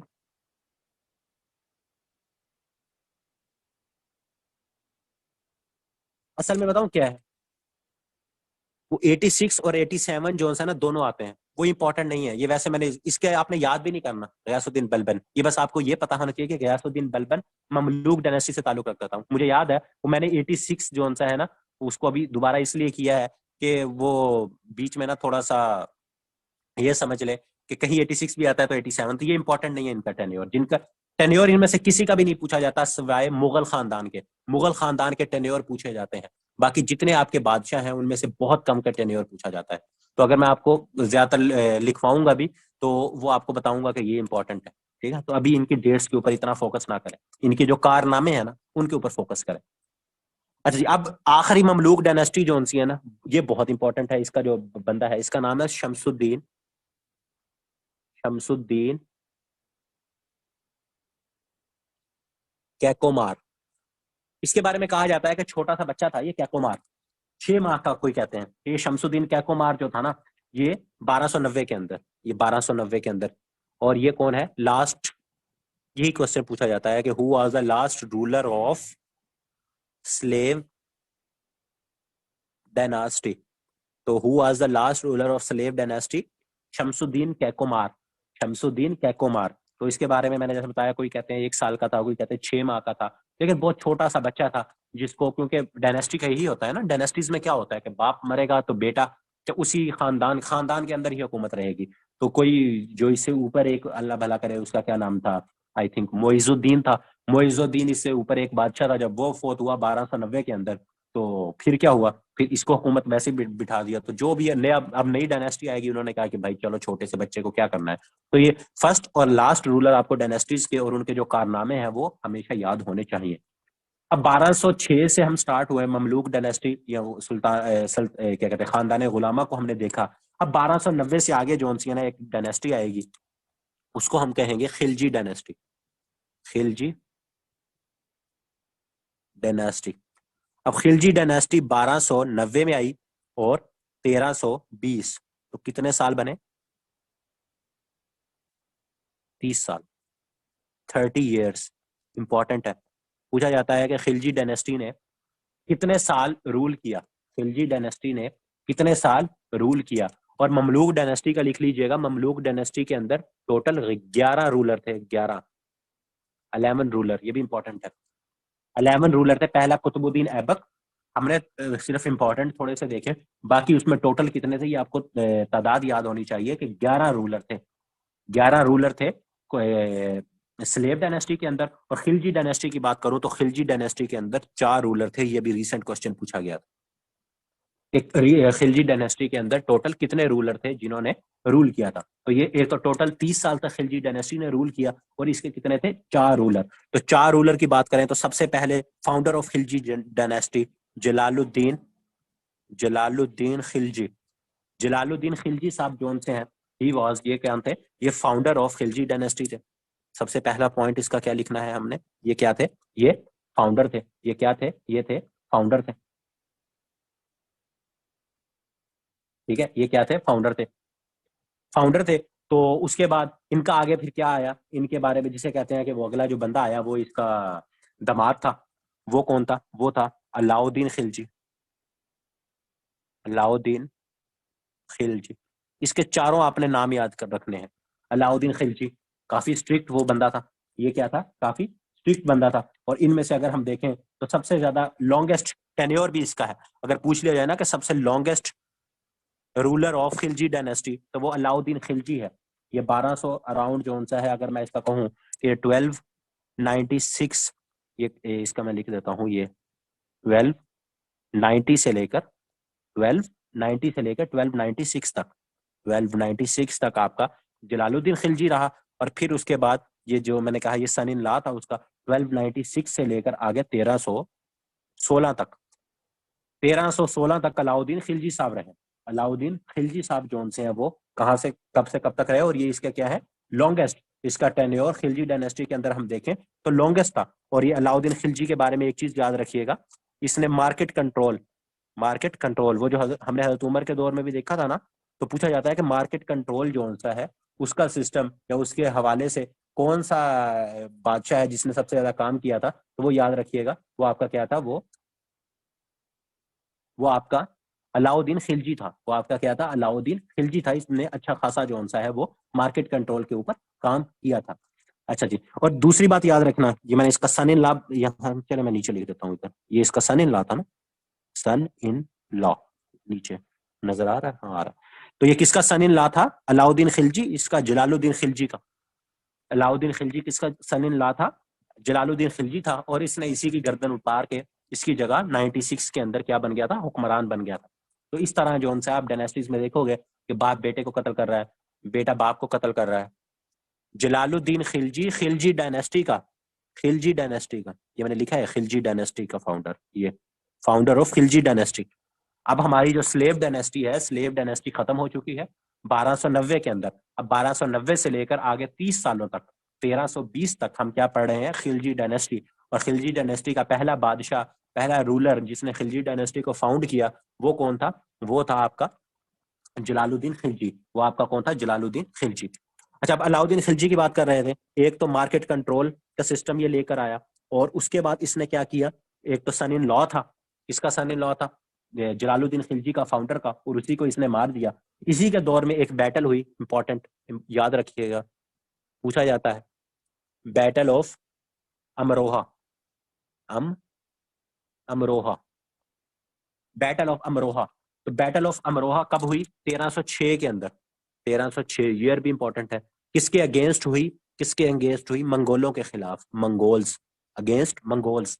तो पूछा जाता है कि मंगोलों के खिलाफ एक जंग लड़ी गई थी, ईयर मेंशन होता है 1306 या 1305 भी होगा, तो वो ऊपर नीचे जोन सा है, ये कभी कभी आप चीजों को देखोगे थोड़ा सा इसमें हिस्ट्री में, तो वैसे तो एग्जैक्ट 1306 ही है इसमें। तो पूछा जाए तो 1306 के अंदर एक जंग लड़ी गई थी, वो किस तरह से क्वेश्चन फ्रेम होगा, एक तो बीच में मेंशन होगा मंगोल, कि मंगोलों के खिलाफ 1306 के अंदर एक जंग लड़ी गई थी, उसका नाम बताओ, बैटल ऑफ अमरोहा। या लिखा होगा कि 1306 के अंदर बैटल ऑफ अमरोहा लड़ी गई थी between Mongols and Khilji, between Mongol and slave dynasty का कोई बादशाह लिखा होगा, बिटवीन बाबर लिखा होगा। जो डिफरेंट बादशाहों के नाम लिखे होंगे, तो आपको पता होना चाहिए कि ये जो बैटल ऑफ अमरोहा हुई थी, ये मंगोल्स वर्सेस अलाउद्दीन। जो अलाउद्दीन था, अलाउद्दीन जो सा है, ये अलाउद्दीन खिलजी के टेन्योर के अंदर इन मंगोलों के दरमियान ये एक जंग हुई थी। उसके बाद इसने प्राइस कंट्रोल जो सा है वो सिस्टम, जो मैंने मार्केट का, एक तो मार्केट कंट्रोल का बताया, मार्केट कंट्रोल के अंदर ये क्या था, प्राइस कंट्रोल करता था, प्राइस कंट्रोल सिस्टम। तो ये भी इसके बारे में पूछा जाता है। तो प्राइस कंट्रोल जो सा है, इसने सिस्टम जो सा है वो किया था। उसके बाद जो हाँ आपके पास कुतुब मीनार था ना, जो हमने देखा दिल्ली के अंदर, उसके अंदर एक इसने दरवाजा बनाया था, उसका नाम था अलाई दरवाजा। पूछा जाता है कि कुतुब मीनार के अंदर जो एक कुतुब मीनार कहाँ है, दिल्ली के अंदर। तो दिल्ली के अंदर जो कुतुब मीनार है, जो कि कुतुबुद्दीन ऐबक ने बनवाया था, उसके अंदर एक दरवाजा बनाया था, अलाई दरवाजा, अलाई, अलाई दरवाजा। तो अलाई दरवाजा किसने बनाया था, अलाउद्दीन खिलजी ने। ये हम अलाउद्दीन खिलजी की बात कर रहे हैं। तो अलाउद्दीन खिलजी ने कुतुब मीनार के अंदर अलाई दरवाजा बनाया था। उसके बाद इसके पास बहुत आला नस्ल के घोड़े होते थे। तो बहुत आला नस्ल के जो घोड़े होते थे ना, उन घोड़ों की ये ब्रांडिंग किया करता था। तो पूछा जाता है कि ब्रांडिंग ऑफ हॉर्स कौन किया करता था, तो ये बादशाह था। ब्रांडिंग ऑफ हॉर्सेस, घोड़ों की ब्रांडिंग किया करता था। ब्रांडिंग ऑफ हॉर्सेस कौन सा बादशाह किया करता था, जलालुद्दीन खिलजी। और उसके बाद इसके ऊपर आपने अगर इसके, वो तो वैसे इन्होंने बहुत नेगेटिव उसका वो पोर्ट्रे किया हुआ है। अगर आप उसको देखो ना, जो इंडिया की मूवी आई थी पद्मावत, या तो इसकी वो जिसे कहते हैं कि बीवी, बीवी तो नहीं थी, पसंद आ गई थी इसी। तो रानी पद्मावत का कैरेक्टर अगर पूछ लिया जाए, तो वो भी इसके दौर का ही कैरेक्टर है, जिसके ऊपर इंडिया ने मूवी भी बनाई है। तो उसका क्या नाम था, पद्मावती, हाँ पद्मावती, पद्मावती। तो ये इंडिया के अंदर रानी पद्मावती जो है, उस पे कहते हैं कि ये इसको पसंद आ गई थी, लेकिन वो किसी और बादशाह की वो थी, तो जिसके ऊपर इसने एक जंग लड़ ली थी। तो ये भी जो सा है वो पूछा जाता है। फिर उसके बाद एक मलिक इसका वो था, वजीर था, बहुत, जिसे कहते हैं कि अक्लमंद, मलिक कैफूर, मलिक कैफूर। तो पूछा जाता है कि मलिक कैफूर किसका मिनिस्टर था, किसका वजीर था। ये वजीर, बीवी, बादशाह, बच्चे, ये नाम भी पूछ लिए जाते हैं, जिन जिनके इंपॉर्टेंट है या पूछे गए हैं वो हम देखेंगे। तो ये किसका, ये वजीर था, ही वॉज वजीर ऑफ अलाउद्दीन। अलाउद्दीन का ये कौन था, अलाउद्दीन का ये, अलाउद्दीन खिलजी का ये वजीर था, मलिक कफूर। मलिक कफूर जो है वो कौन था, मलिक कफूर जो था वो अलाउद्दीन खिलजी का, वो अलाउद्दीन खिलजी का क्या था, वजीर था। तो मलिक कफूर, अलाउद्दीन, ये अलाउद्दीन खिलजी के रिलेटेड कुछ बातें थी इंपॉर्टेंट, जो हम से पूछी जा सकती हैं। फिर उसके बाद एक हमारे, इसके बाद तीसरे बादशाह का सिर्फ नाम लिख ले, यहाँ मैं ब्लू से लिख देता हूँ। तीसरे बादशाह का सिर्फ नाम लिख दे, उसका नाम था कुतुबुद्दीन मुबारक शाह। कुतुबुद्दीन मुबारक। बेसिकली जो स्ट्रॉन्ग और इंपॉर्टेंट जो खिलजी के अंदर था, वो अलाउद्दीन खिलजी ही था। पहला तो 4 साल रहा, फिर इसने उसे कत्ल कर दिया अपने ससुर को, फिर अलाउद्दीन खिलजी ही रहा। जैसे ही अलाउद्दीन खिलजी मरा, तो उसके बाद ये खिलजी डायनेस्टी एक तरह से खत्म हो गई। तो कुतुबुद्दीन जो सा है मुबारक शाह रहा, उस कुतुबुद्दीन के साथ इसको वो नहीं करना, जो पहला ऐबक था। तो ये थर्ड रूलर बना इसका। उसके बाद लास्ट जो सा है वो इंपॉर्टेंट है, वो है आपका खुसरो खान। खुसरो खान। तो खुसरो खान जो सा है ना, ये 1320 के अंदर बना, और 1320 के अंदर ये डायनेस्टी एंड हो गई। अभी बहुत कुतुबुद्दीन आएंगे आगे, आप देखिएगा, अभी कुतुबुद्दीन बहुत आने हैं। तो अभी कुतुबुद्दीन आगे आएंगे। तो कुतुबुद्दीन मुबारक शाह वैसे इंपॉर्टेंट नहीं है, लेकिन थर्ड नाम के तौर पे आपको पता होना चाहिए कि चार, जो क्योंकि 4 रूलर है ना, इसी के इसके सिर्फ 4 रूलर है। तो हो सकता है वैसे ही नाम पूछ ले, who is the third ruler of slave, क्या कहते हैं, खिलजी डायनेस्टी। तो आपको पता होना चाहिए कि कुतुबुद्दीन मुबारक शाह उसका नाम था, क्योंकि पहले 2 सबको आते हैं, और फर्स्ट और लास्ट तो वैसे ही सबको फिंगर टिप्स पे याद होते हैं, और आपको होने चाहिए। इसका खुसरो खान, खुसरो खान और जलालुद्दीन खिलजी, ये मैं आपको बता रहा हूँ। जितने अभी हम डायनेस्टीज पढ़ेंगे, who is the founder of और लास्ट रूलर ऑफ डायनेस्टी, वो आपको फिंगर टिप्स के ऊपर याद होने चाहिए, फर्स्ट रूलर और लास्ट रूलर। ठीक है, जैसे अभी ममलूक डायनेस्टी देखी थी, तो कुतुबुद्दीन ऐबक और Shamsuddin Kaikomar first ruler, last ruler. अभी कौन था, जलालुद्दीन खिलजी, और ये क्या है, खुसरो खान। और उस, वो कब से, उसकी कितने साल थी, 84 ईयर्स, इसकी कितना था, 30 ईयर्स। तो ये 2 डायनेस्टीज जो सी हैं, वो हमारी अभी यहाँ तक क्या होगी, कंप्लीट हो गई। अब हमारी यहां आएगी थर्ड और most important dynasty.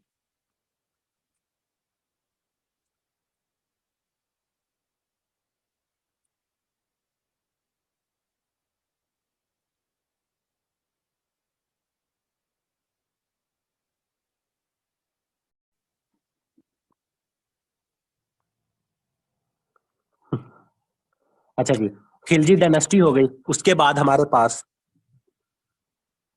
Third dynasty आएगी, तुगलक डायनेस्टी। तुगलक डायनेस्टी। अब 1320 तक हमारे पास खिलजी डायनेस्टी रही, तो 1320 से लेकर 1320 से लेकर 1414 तक, 1320 से लेकर 1414 तक, ये देख लीजिएगा जितने साल बनते हैं उनको कैलकुलेट कर लीजिएगा, ये आपकी तुगलक डायनेस्टी रही।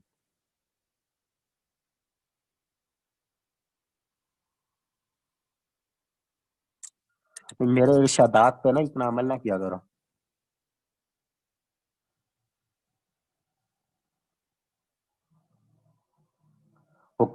हुक्मरान जो उनका है ना, दो राह है हमारे पास। चलो इस पे बाद में कभी डिस्कशन कर, लेक्चर के बाद इस पे डिस्कशन करेंगे। चले, तुगलक डायनेस्टी 1320 से लेकर 1414 तक। इसका फाउंडर कौन था? अब पहला इसका रूलर देखते हैं, इसका फाउंडर। ठीक है, तो गयासुद्दीन तुगलक। बस यहाँ आ जाओ, अभी लेक्चर के ऊपर फोकस करो, फिर बाद में देखते हैं इस चीज को। Ghiyasuddin Tughlaq, important one. गयासुद्दीन तुगलक, गयासुद्दीन तुगलक 1321 से लेकर 1335 तक ये बंदा, 1300 सॉरी 20 से लेकर 1335 तक, 1335, एक तीन और ऐड कर लीजिए, 1335। फाउंडर ऑफ तुगलक डायनेस्टी पूछे कि founder of Tughlaq dynasty, dynasty जो तुगलक डायनेस्टी थी उसकी बुनियाद किस इंसान ने रखी? तो जिस बंदे ने इसकी बुनियाद रखी उसका क्या नाम था? गयासुद्दीन तुगलक। ये उस वक्त जो सा है, ये जो आपका दीपालपुर एक इलाका था, दीपालपुर, उसका ये गवर्नर था। तो उसका गवर्नर था, वहां से इसने फौज इकट्ठी की, इसने देखा खिलजी डायनेस्टी जा रही है, तो इसने अपनी अपनी जो सी हुकूमत कायम कर ली।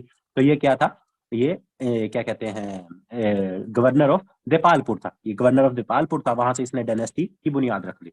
फिर इसके बाद इसका थोड़ा सा टेन्योर रहा, ये इंसान चला गया। इसके बाद एक इंपॉर्टेंट बंदा आया, उसका नाम है मोहम्मद शाह तुगलक, जिससे पीपीएससी को बहुत प्यार है। मोहम्मद शाह तुगलक, मोहम्मद शाह तुगलक। और ये भाई साहब जोन से हैं, कुछ 26 साल हुकूमत में रहे हैं। कितने साल हुकूमत में रहे हैं? 26 साल। 1300, अल्लाह भला करे, इसका क्या कहते हैं, 1325 से लेकर 1351। ये ऊपर 35 नहीं है, 1325 है।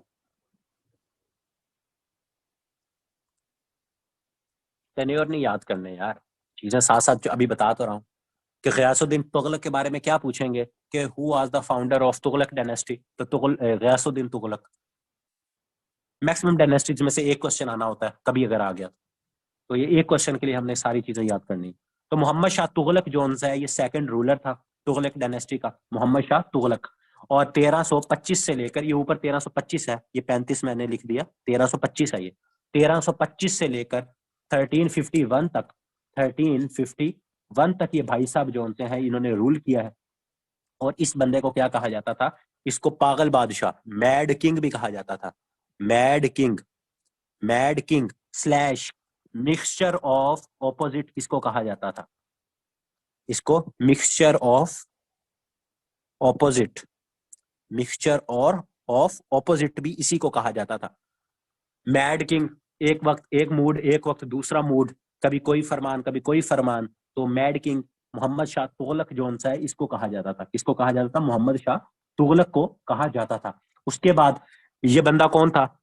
ये फर्स्ट, इसके बारे में पूछा जाता है कि फर्स्ट रूलर था ये, first ruler to establish relation with China. China के साथ सबसे पहले दिल्ली सल्तनत के, या क्या कहते हैं, कौन से बादशाह ने, सब कॉन्टिनेंट के बादशाह ने रिलेशन इस्टेब्लिश किए थे? तो वो आपका मोहम्मद शाह तुगलक था। वो आपका क्या था? मोहम्मद शाह तुगलक था, जिसने चाइना के साथ रिलेशन कायम किए थे। फिर एक आपका ट्रेवलर था, उसका नाम था Ibn Battuta. Ibn Battuta, Ibn Battuta कहाँ से था? ये मराकिश से, मोरक्को, मोरक्को, MOROCCO, मोरक्को। तो मोरक्को जो सा है, मोरक्को से, या मराकिश उर्दू में लिखा होता है मराकिश। ये पूछा जाता है कि इब्ने बतूता का किस मुल्क से ताल्लुक था? तो इब्ने बतूता का मोरक्को या मराकिश से ताल्लुक था। ये भी इसी के दौर के अंदर, या इसका कंटेम्पररी कह लें इसको, कंटेम्पररी, कंटेम्पररी की तो अब आपको समझ आ गई होगी, कंटेम्पररी। और इसी के दौर के अंदर ये इंडिया आया था इब्ने बतूता। तो इब्ने बतूता का पूछा जाता है तो ये मोहम्मद शाह तुगलक, हम कौन सा पढ़ रहे हैं, ये मोहम्मद शाह तुगलक, ये ना हो गयासुद्दीन तुगलक को लिखी जाना। तो मोहम्मद शाह तुगलक के दौर में क्या हुआ, इसने, ये पहला रूलर था जिसने चाइना के साथ रिलेशन स्टैब्लिश किया। मिक्सचर ऑफ ऑपोजिट्स भी इसी को कहा जाता है। इब्ने बतूता साहब जो उनसे हैं वो भी इसी के दौर में आए। और अब देखो, सबसे पहले यहाँ एक चीज याद रखो, अब मैं दोबारा कहानी पीछे से लेके आता हूँ थोड़ी सी। दिल्ली सल्तनत थी, कुतुबुद्दीन ऐबक आया, उसने दिल्ली से लाहौर जो सा है अपनी मौत का सामान शिफ्ट किया। उसने वहां पोलो खेलनी थी तो उसने अपने हेडक्वार्टर पोलो के लिए वहां शिफ्ट कर दिया, और वहां पोलो खेलते हुए उसकी वफात हो गई। पोलो खेलते हुए उसकी क्या हुई, वफात हो गई। फिर क्या आया, शमसुद्दीन अल्तमश साहब आए जो कि उसके गुलाम थे। शमसुद्दीन अल्तमश ने क्या किया, लाहौर से दिल्ली अपना कैपिटल दोबारा शिफ्ट कर दिया, क्योंकि ये शिफ्टिंग इनको पसंद थी इन सब हुक्मरानों को, तो ये शिफ्टिंग करते रहते थे। फिर आया, फिर एक डायनेस्टी खिलजी गुजर गई, उन्होंने कुछ भी नहीं किया, उनको और काम बहुत थे। तो फिर तुगलक डायनेस्टी आई। तो तुगलक डायनेस्टी में जब ये बंदा आया ना, मोहम्मद शाह तुगलक, तो इसने क्या किया, इसने जो अपना कैपिटल था वो दिल्ली से दौलताबाद शिफ्ट कर दिया। अब आपका कहाँ चला गया, दिल्ली से जो था ना, जहां आपका अल्तमश लेके आया था, अब दिल्ली तो आपका हेडक्वार्टर या आपका कैपिटल कहाँ चला गया, दौलताबाद। अब ये दौलताबाद आपका कैपिटल चला गया। अब याद रखिएगा आपका कैपिटल अभी कहाँ घूम फिर रहा है, आपका जो कैपिटल है दिल्ली से होता लाहौर गया, लाहौर से होता दिल्ली आया, दिल्ली से होता हुआ मोहम्मद शाह तुगलक के दौर के अंदर दौलताबाद के अंदर मुकीम हो गया। तो अब ये आपका कैपिटल इस वक्त हेडक्वार्टर कहाँ पूछा जाए कि दिल्ली से दौलताबाद, असल में क्वेश्चन क्या पूछा जाता है कि दिल्ली से दौलताबाद कौन से बादशाह ने अपना हेडक्वार्टर शिफ्ट किया, तो वो कौन था, मोहम्मद शाह तुगलक। और इसको इस क्योंकि एक मोहम्मद शाह तुगलक सेकंड भी आएगा तो कभी इसके नाम के साथ वन भी लगा होता है, तो कंफ्यूज नहीं हो जाना। तो मोहम्मद शाह तुगलक वन जोन सा है, उसने ये सारे काम किए थे। मोहम्मद शाह तुगलक ने ये सारे काम जोन से हैं वो किए थे। तो मोहम्मद शाह तुगलक के बाद एक इंपॉर्टेंट बंदा आएगा, वो अब कौन था, वो था इसका कजन। तो इसने सारे काम किए और 1351 के अंदर इसकी वफात हो गई। ठीक है, दौलताबाद के अंदर ही। अब क्या हुआ, अब इसका एक कजन आया, कजन ऑफ, इंपॉर्टेंट है, रिलेशनशिप पूछ लेते हैं मोहम्मद शाह तुगलक का और फिरोज तुगलक का। तो cousin of Mohammad Shah Tughlaq one, उसका जो कजन आया उसकी वफात के बाद, उसका क्या नाम है, उसको कहा जाता है मोहम्मद शाह तुगलक टू। क्या जबरदस्त बात है, अपने कजन, आपका कोई कजन हो उसे कहना कि उसका नाम क्या है, टू। ओके, क्यों, तो आप कहना मोहम्मद शाह तुगलक का जो कजन था उसका नाम टू था, तुम्हारा नाम भी आज से टू है। तो जो मोहम्मद शाह तुगलक वन था, उसका जो कजन था उसका क्या नाम था, उसका नाम था मोहम्मद शाह तुगलक टू। तो मोहम्मद शाह तुगलक तुगलक जो टू था ना, ये 1351 से लेकर 1388 तक इसने हुक्मरानी की। 1388 तक इस बंदे ने हुक्मरानी की। और याद रखिएगा इसका लॉन्गेस्ट टेन्योर है, सबसे लॉन्गेस्ट तुगलक डायनेस्टी का लॉन्गेस्ट रूलर यही है। ये तो मैंने मोहम्मद शाह तुगलक तो आपको मजाक में इसका बता दिया, सेकंड इसको कहा जाता है, लेकिन इसका ओरिजिनल नाम आपने याद रखना है, बहुत ज्यादा इंपॉर्टेंट है, उसका नाम है फिरोज शाह तुगलक। मोहम्मद शाह तुगलक सेकंड का असल नाम क्या है, फिरोज शाह तुगलक, फिरोज शाह तुगलक। ठीक हो गया। और ये कौन था, ये कजन ऑफ मोहम्मद शाह तुगलक, जो मोहम्मद शाह मोहम्मद शाह तुगलक वन था, जो क्या था, रियासुद्दीन तुगलक के बाद आया था सेकंड नंबर पे, उसका ये क्या था, कजन था। तो इनका रिलेशन पूछा जाता है, लोगों को लगता है बेटा ही होगा, मोहम्मद शाह तुगलक के बाद आया था तो बेटा ही होगा, तो बेटा नहीं था, कजन था। इसी तरह जैसे जलालुद्दीन खिलजी और अलाउद्दीन खिलजी दोनों बेटा बाप बेटा नहीं थे, ससुर और दामाद का रिलेशन था। और इसी तरह जैसे ऊपर कुतुबुद्दीन ऐबक और अल्तमश का आपस में रिलेशन क्या था, वो स्लेव था उसका। तो इस तरह से जब रिलेशन ये बता रहा हूं तो ये इंपॉर्टेंट है एग्जामिनेशन पॉइंट ऑफ व्यू से, तो ये याद रखना है आप। तो फिरोज शाह तुगलक आ गया। फिरोज शाह तुगलक के लिए आपने एक चीज जो सबसे इंपॉर्टेंट है वो याद रखनी है, वो ये है कि इस बंदे ने एक अच्छा काम किया था, वो क्या था, केनाल सिस्टम। केनाल सिस्टम कौन लेके आया, फिरोज शाह तुगलक, या इरिगेशन सिस्टम, इरिगेशन का आए या केनाल आए, तो वो फिरोज शाह तुगलक जोन सा है वो लेकर आया था। ठीक हो गया, फिरोज शाह तुगलक जोन सा है वो लेकर आया था। फिर उसके बाद इसने एक स्लेव्स के लिए एक दीवान बनाया था, उसे कहते थे दीवाने बंदागान। दीवाने, दीवान क्या होता है, महकमे को कहते हैं। दीवान का क्या मतलब होता है, महकमा, डिपार्टमेंट। यहाँ अगर लिखा हो ना ऐसे, डिपार्टमेंट ऑफ स्लेव किसने बनाया था, इंग्लिश में लिखा हो तो वो बता रहा हूँ। तो दीवाने बंदागान, बंदागान वो भी इसी के दौर में, फॉर स्लेव्स, उसमें उसके जौन सा है उनके बारे में थोड़ी सी कि उनको वजीफा और ये सारी चीजें, तो जो गुलाम थे उनके लिए इसने जौन सा है वो एक बनाया था, क्या कहते हैं, मोहम्मद शाह तुगलक सेकंड, जिसको फिरोज शाह भी कहते हैं। और सबसे इंपॉर्टेंट है इसके वाले से एक ही क्वेश्चन बार बार पूछा जाता है, केनाल सिस्टम, इरिगेशन सिस्टम, तो वो आपने याद रखना है कि मोहम्मद शाह तुगलक सेकंड या फिरोज शाह जौन सा है वो इसके दौर में हुआ था। उसके बाद फिर और बहुत सारे बादशाह आएंगे, इसके बाद गयासुद्दीन तुगलक भी है। और तुगलक डायनेस्टी का ऊपर लिख लीजिएगा कि तुगलक डायनेस्टी के अंदर जौन से हैं टोटल 7 रूलर थे। यहाँ ऊपर लिख रहा हूँ 7। इसके टोटल रूलर कितने हैं? 7। ममलूक के अंदर 11, ममलूक जो पहली आपकी खानदान गुलामा था उसमें 11, खिलजी के अंदर 4, और जो आपका तुगलक डायनेस्टी है, तुगलक डायनेस्टी के अंदर 7, तुगलक डायनेस्टी के अंदर 7, 3 हमने देखे। और उसके बाद बाकी इंपॉर्टेंट नहीं है हमारे लिए। अब जो लास्ट आखिरी 7वां रूलर है वो बहुत इंपॉर्टेंट है, क्योंकि पहला और आखिरी तो हमने देखना ही देखना है। तो उसका क्या नाम है? उसका नाम है मोहम्मद शाह तुगलक, मोहम्मद शाह तुगलक चहारम, 4th। आखिरी रूलर का नाम क्या है? ये लिखना क्यों लाजमी होता है? कभी कभी इसी तरह भी पूछ लिया जाता है कि मोहम्मद शाह तुगलक 4, 5th, 6th, आखिरी रूलर कौन था तुगलक डायनेस्टी का? तो उसको क्या कहा जाता है? 4th। और ये जौन सा है 1394 से लेकर 1414 तक, 1414 तक, 1414 तक जौन सा है ये रूलर रहा। और 1414 के अंदर ये डायनेस्टी जौन सी है वो एंड हो जाएगी। ये डायनेस्टी, तुगलक डायनेस्टी, मैंने पहले लिखवाया था 1321 से लेकर 1414 तक, 1414 तक तुगलक डायनेस्टी रहेगी। और इसका आखिरी रूलर जौन सा है उसका क्या नाम है? उसका नाम है मोहम्मद शाह, उसका नाम है मोहम्मद शाह तुगलक 4। लेकिन ये इंपॉर्टेंट नहीं है, इसका असल नाम क्या था? इसका असल नाम था नासिरुद्दीन महमूद, नासिरुद्दीन महमूद। ये बहुत इंपॉर्टेंट है, दीन महमूद, नासिरुद्दीन महमूद। क्यों इंपॉर्टेंट है? एक तो तुगलक डायनेस्टी का आखिरी चश्मो चिराग था, आखिरी बादशाह था, आखिरी रूलर था, आखिरी हुक्मरान था तुगलक डायनेस्टी का। दूसरा ये था कि एक बंदा था, उसको कहते हैं अमीर तैमूर, उसको कहते हैं अमीर तैमूर, अमीर तैमूर मंगोलों में से था। और अमीर तैमूर ने इंडिया के ऊपर हमला किया था। अमीर तैमूर ने इंडिया के ऊपर, अमीर तैमूर ने हमला किया था। मैं लिख देता हूं इसी तरह, इन्वेजन इन्वेजन ऑफ अमीर तैमूर, इन्वेजन ऑफ अमीर तैमूर कब हुई? 1398 के ऊपर अमीर तैमूर ने इंडिया के ऊपर हमला किया था। अब इसी लाइन के ऊपर 3 से 4 सवाल है। पूछा जाता है कि अमीर तैमूर ने इंडिया के ऊपर कब हमला किया था? तो 1398 के अंदर अमीर तैमूर ने जब इंडिया के ऊपर हमला किया था, उस वक्त कौन सा खानदान, कौन सी डायनेस्टी हुकूमत कर रही थी? तुगलक डायनेस्टी। ठीक हो गया?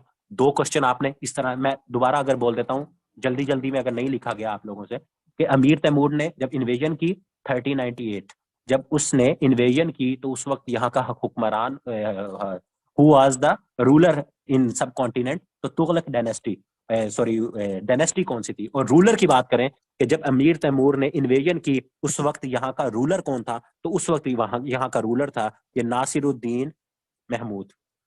तो तुगलक डायनेस्टी का आखिरी चश्मो चिराग जौन सा है, आखिरी चश्मो चिराग, वो कौन था? नासिरुद्दीन महमूद था। और अमीर तैमूर की इन्वेजन की वजह से ये तुगलक डायनेस्टी खत्म हो गई। वो क्या हो गई? खत्म हो गई, क्योंकि अमीर तैमूर ने, जिसे कहते हैं कि सत्यानाश कर दिया था, अमीर तैमूर ने सत्यानाश कर दिया था। तो नासिरुद्दीन महमूद के दौर के अंदर अमीर तैमूर ने इंडिया के ऊपर हमला किया। और उसके बाद क्या हुआ? उसके बाद प्रैक्टिकली नासिरुद्दीन मोहम्मद शाह का ही, जी जी जी जी जी, इसी का नाम है मोहम्मद शाह तुगलक, है ना? मोहम्मद शाह तुगलक, इसे 4 कहा जाता है। इसका असल नाम था नासिरुद्दीन महमूद, इसका ही असल नाम लिखा है मोहम्मद शाह तुगलक। ये आखिरी रूलर है। ये कौन है? Last ruler of Tughlaq dynasty. इसी के दौर में अमीर तैमूर ने 1398 के अंदर क्या किया? इंडिया के ऊपर हमला किया, इन्वेड किया इंडिया को। ठीक हो गया? तो इसके बाद फिर क्या हुआ, जब अमीर तैमूर ने हमला किया ना, तो एक इंसान था, वो था गवर्नर ऑफ मुल्तान। वो कौन था? वो था गवर्नर ऑफ मुल्तान। ये इंपॉर्टेंट क्यों है कि पूछा था उन्होंने कि जब, और अच्छा वो कौन था वो बंदा, उसका नाम था Khizr Khan.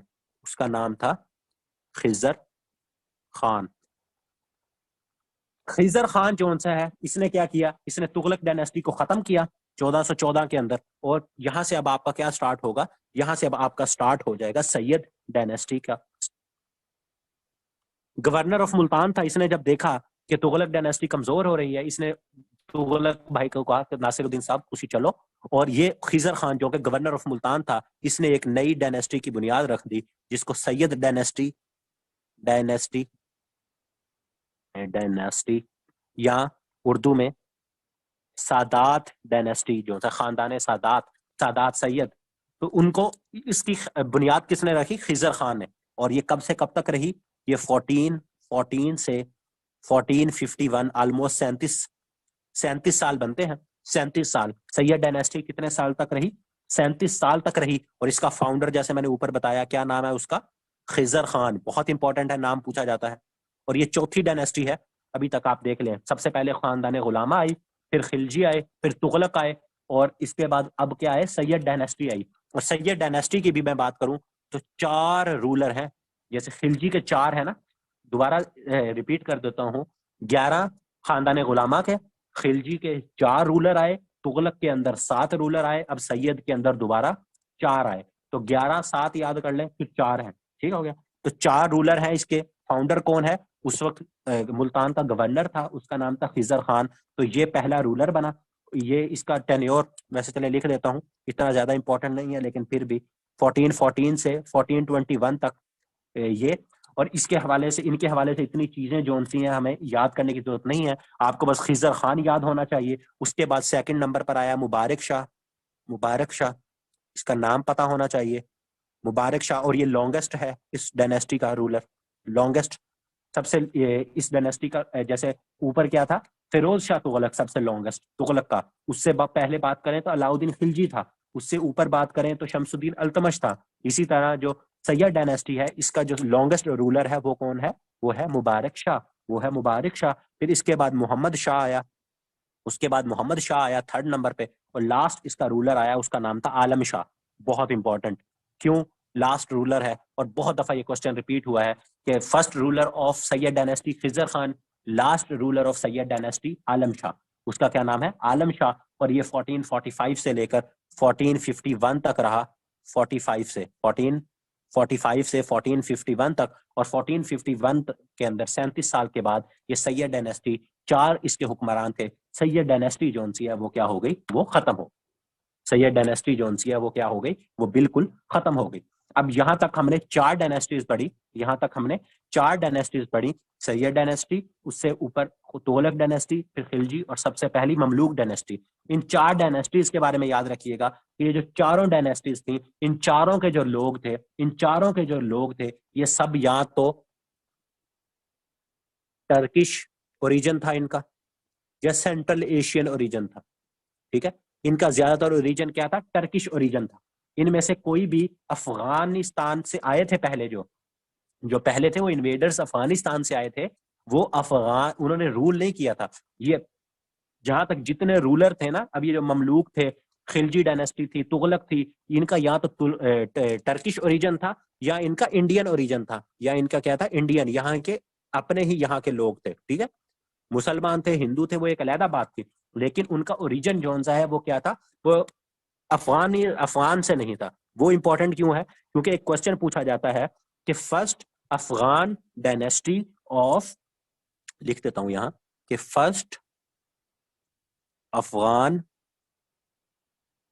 Dynasty to rule India. जब ये सवाल पूछा जाता है तो जहन में क्या आता है? लोगों को होता है कि यार गजनवी आया था, तो फौरन फौरन हम गजनवी लगा देते हैं। लेकिन ये भूल जाते हैं रूल तो किया नहीं, ये रूल भूल जाते हैं बीच में, उसने रूल तो नहीं किया। गौरी भी फिर जहन में आता है, गौरी ने भी नहीं किया। तो यहाँ क्या याद रखना है? यहाँ कौन सी डायनेस्टी है? लोधी डायनेस्टी अब जो आएगी डायनेस्टी, लोधी डायनेस्टी। यहाँ क्या है? लोधी डायनेस्टी। और ये लोधी डायनेस्टी 1451 में सादात खत्म हो गई, तो 1451 से लेकर 1526 तक आपकी क्या है, लोधी डायनेस्टी चलेगी। और ये लोधी डायनेस्टी क्या है आपकी, ये लोधी डायनेस्टी आपकी अफगान डायनेस्टी है।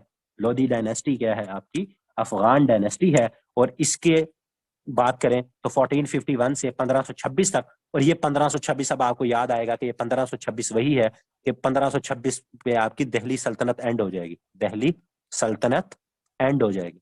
यहाँ दिल्ली सल्तनत का क्या हो जाएगा, एंड हो जाएगा, जो कुतुबुद्दीन ऐबक ने 1206 के अंदर जिसका समझे इफ्तिताह किया था। ठीक है, क्या किया था, इफ्तिताह या संगे बुनियाद रखा था, जिसका संगे बुनियाद रखा था कुतुबुद्दीन ऐबक ने। स्लेव डायनेस्टी ने 1206 के अंदर, वो 1526 के अंदर लोधी डायनेस्टी के ऊपर उसका इख्तिताम हो जाएगा। और लोधी डायनेस्टी क्या है, अफगान डायनेस्टी है। और इसके बस रूलर हम देख लेते हैं, वो क्या है, पहला इसकी बुनियाद किसने रखी, बहलोल लोधी के ने। और इसके टोटल रूलर कितने थे, साइड पे लिख लें, 3, इसमें 3 थे, अब कम हो गए। बहलोल लोधी ने इसकी बुनियाद रखी। उसके बाद इसका जो दूसरा रूलर था वो कौन था, उसका नाम था सिकंदर लोधी, उसका नाम था सिकंदर लोधी। और ये सिकंदर लोधी जोन सा है, इसको क्या कहा जाता है, इसके बारे में एक सवाल पूछा जाता है कि ही वाज फाउंडर, जो आगरा शहर है ना उसकी बुनियाद रखी थी, founder of Agra city. Agra city की इसने बुनियाद रखी थी सिकंदर लोधी ने। ठीक हो गया। और थर्ड और लास्ट रूलर इसका इब्राहिम लोधी, जो अब हमारे लिए इंपॉर्टेंट हो जाएगा, इब्राहिम लोधी। इब्राहिम लोधी, इब्राहिम लोधी 1500, इसका टेन्योर आपको याद होना चाहिए, बहुत इंपॉर्टेंट है। 1517 से लेकर 1526 तक आपका जो रूलर रहेगा लोधी डायनेस्टी का, वो क्या है, वो इब्राहिम लोधी रहेगा। यहां से तक जोन सा है आपकी क्या है, दिल्ली सल्तनत खत्म हो जाएगी 1526 के अंदर। और 1526 से आपकी मुगल एम्पायर जोन सी है, मुगल सल्तनत मुगलिया का जो दौर है वो अब शुरू हो जाएगा, बाबर आ जाएगा। यहां तक आपने अभी तक चीजों को देखना है। और सिकंदर लोधी का, बल्कि इससे पहले कि मैं पॉइंट मिस कर जाऊं, एक सेकंड, यहां तक अब हमने क्या देखना है, एक बंदा है उसका नाम है Vasco day gamma. Vasco day gamma पूछा जाता है कि इंडिया में किसके दौर के अंदर आया था। और ये वास्को डे गामा कहाँ से था, पुर्तगाल से इसका ताल्लुक था, पुर्तगाल, पुर्तगाल से, पुर्तगाल। और ये कौन था, एक्सप्लोरर, ट्रेवलर था, एक्सप्लोरर था, ट्रेवलर था ये। ठीक है, जहाजों के ऊपर डिफरेंट जगहों पर जाता था। वास्को डे गामा कौन था, ट्रेवलर था, ट्रेवल करता था, पुर्तगाल में था। 1497 के अंदर ये निकला, 1497 के अंदर ये वहां से निकला। ठीक है, पुर्तगाल से, पुर्तगाल था, इटली से। 1497 में वहां से ये निकला और इंडिया कब पहुंचा, 1498 के अंदर ये इंडिया पहुंचा। 97 में वहां से इसे निकाला, इसने जब निकला फिर इसने कहा मुझे क्यों निकाला, तो 1497 के अंदर ये वहां से निकला और इंडिया कब पहुंचा, 14 मई के अंदर, मई के अंदर ये 1498 के अंदर, मई के अंदर ये इंडिया पहुंच गया। और यहाँ इंपॉर्टेंट बताने का मकसद क्या था, पूछा जाता है कि जब वास्को डे गामा आया तो तब हुकूमत, इस वक्त खानदान कौन हुकूमत कर रहा था, तब लोधी डायनेस्टी हुकूमत कर रही थी। और बादशाह कौन था, बादशाह था आपका ये सिकंदर लोधी। सिकंदर लोधी के दौर में क्या हुआ, वास्को डे गामा जो कि पुर्तगाल से ताल्लुक था, एक्सप्लोरर था, जो क्या था आपका, ट्रेवलर था,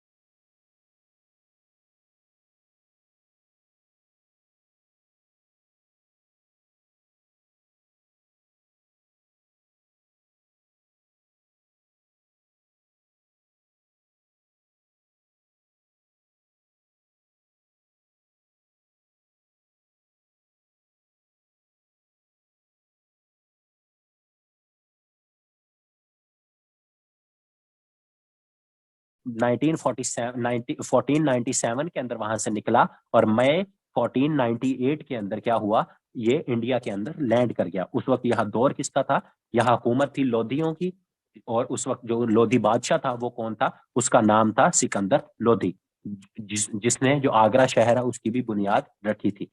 और उसके बाद बहलोल लोधी ने वैसे इस डायनेस्टी की बुनियाद रखी। और लास्ट रूलर यहाँ दिल्ली सल्तनत का पूछें, अब ये जो इब्राहिम लोधी है, ये लोधी डायनेस्टी का आखिरी रूलर भी है, दिल्ली सल्तनत का आखिरी रूलर भी है, अफगान डायनेस्टी का आखिरी रूलर भी है। अब जिस तरह से वो एग्जामिनर आपको क्या कहते हैं बहलाना चाहे या आपको फंसाना चाहे, ट्रिक करना चाहे, आप उसको उस लिहाज से आंसर कर लीजिएगा।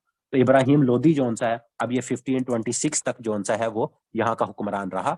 आगरा का फाउंडर सिकंदर लोधी, सिकंदर लोधी जोन सा है वो क्या है, सिकंदर लोधी आगरा का फाउंडर है, फाउंडर ऑफ आगरा सिटी।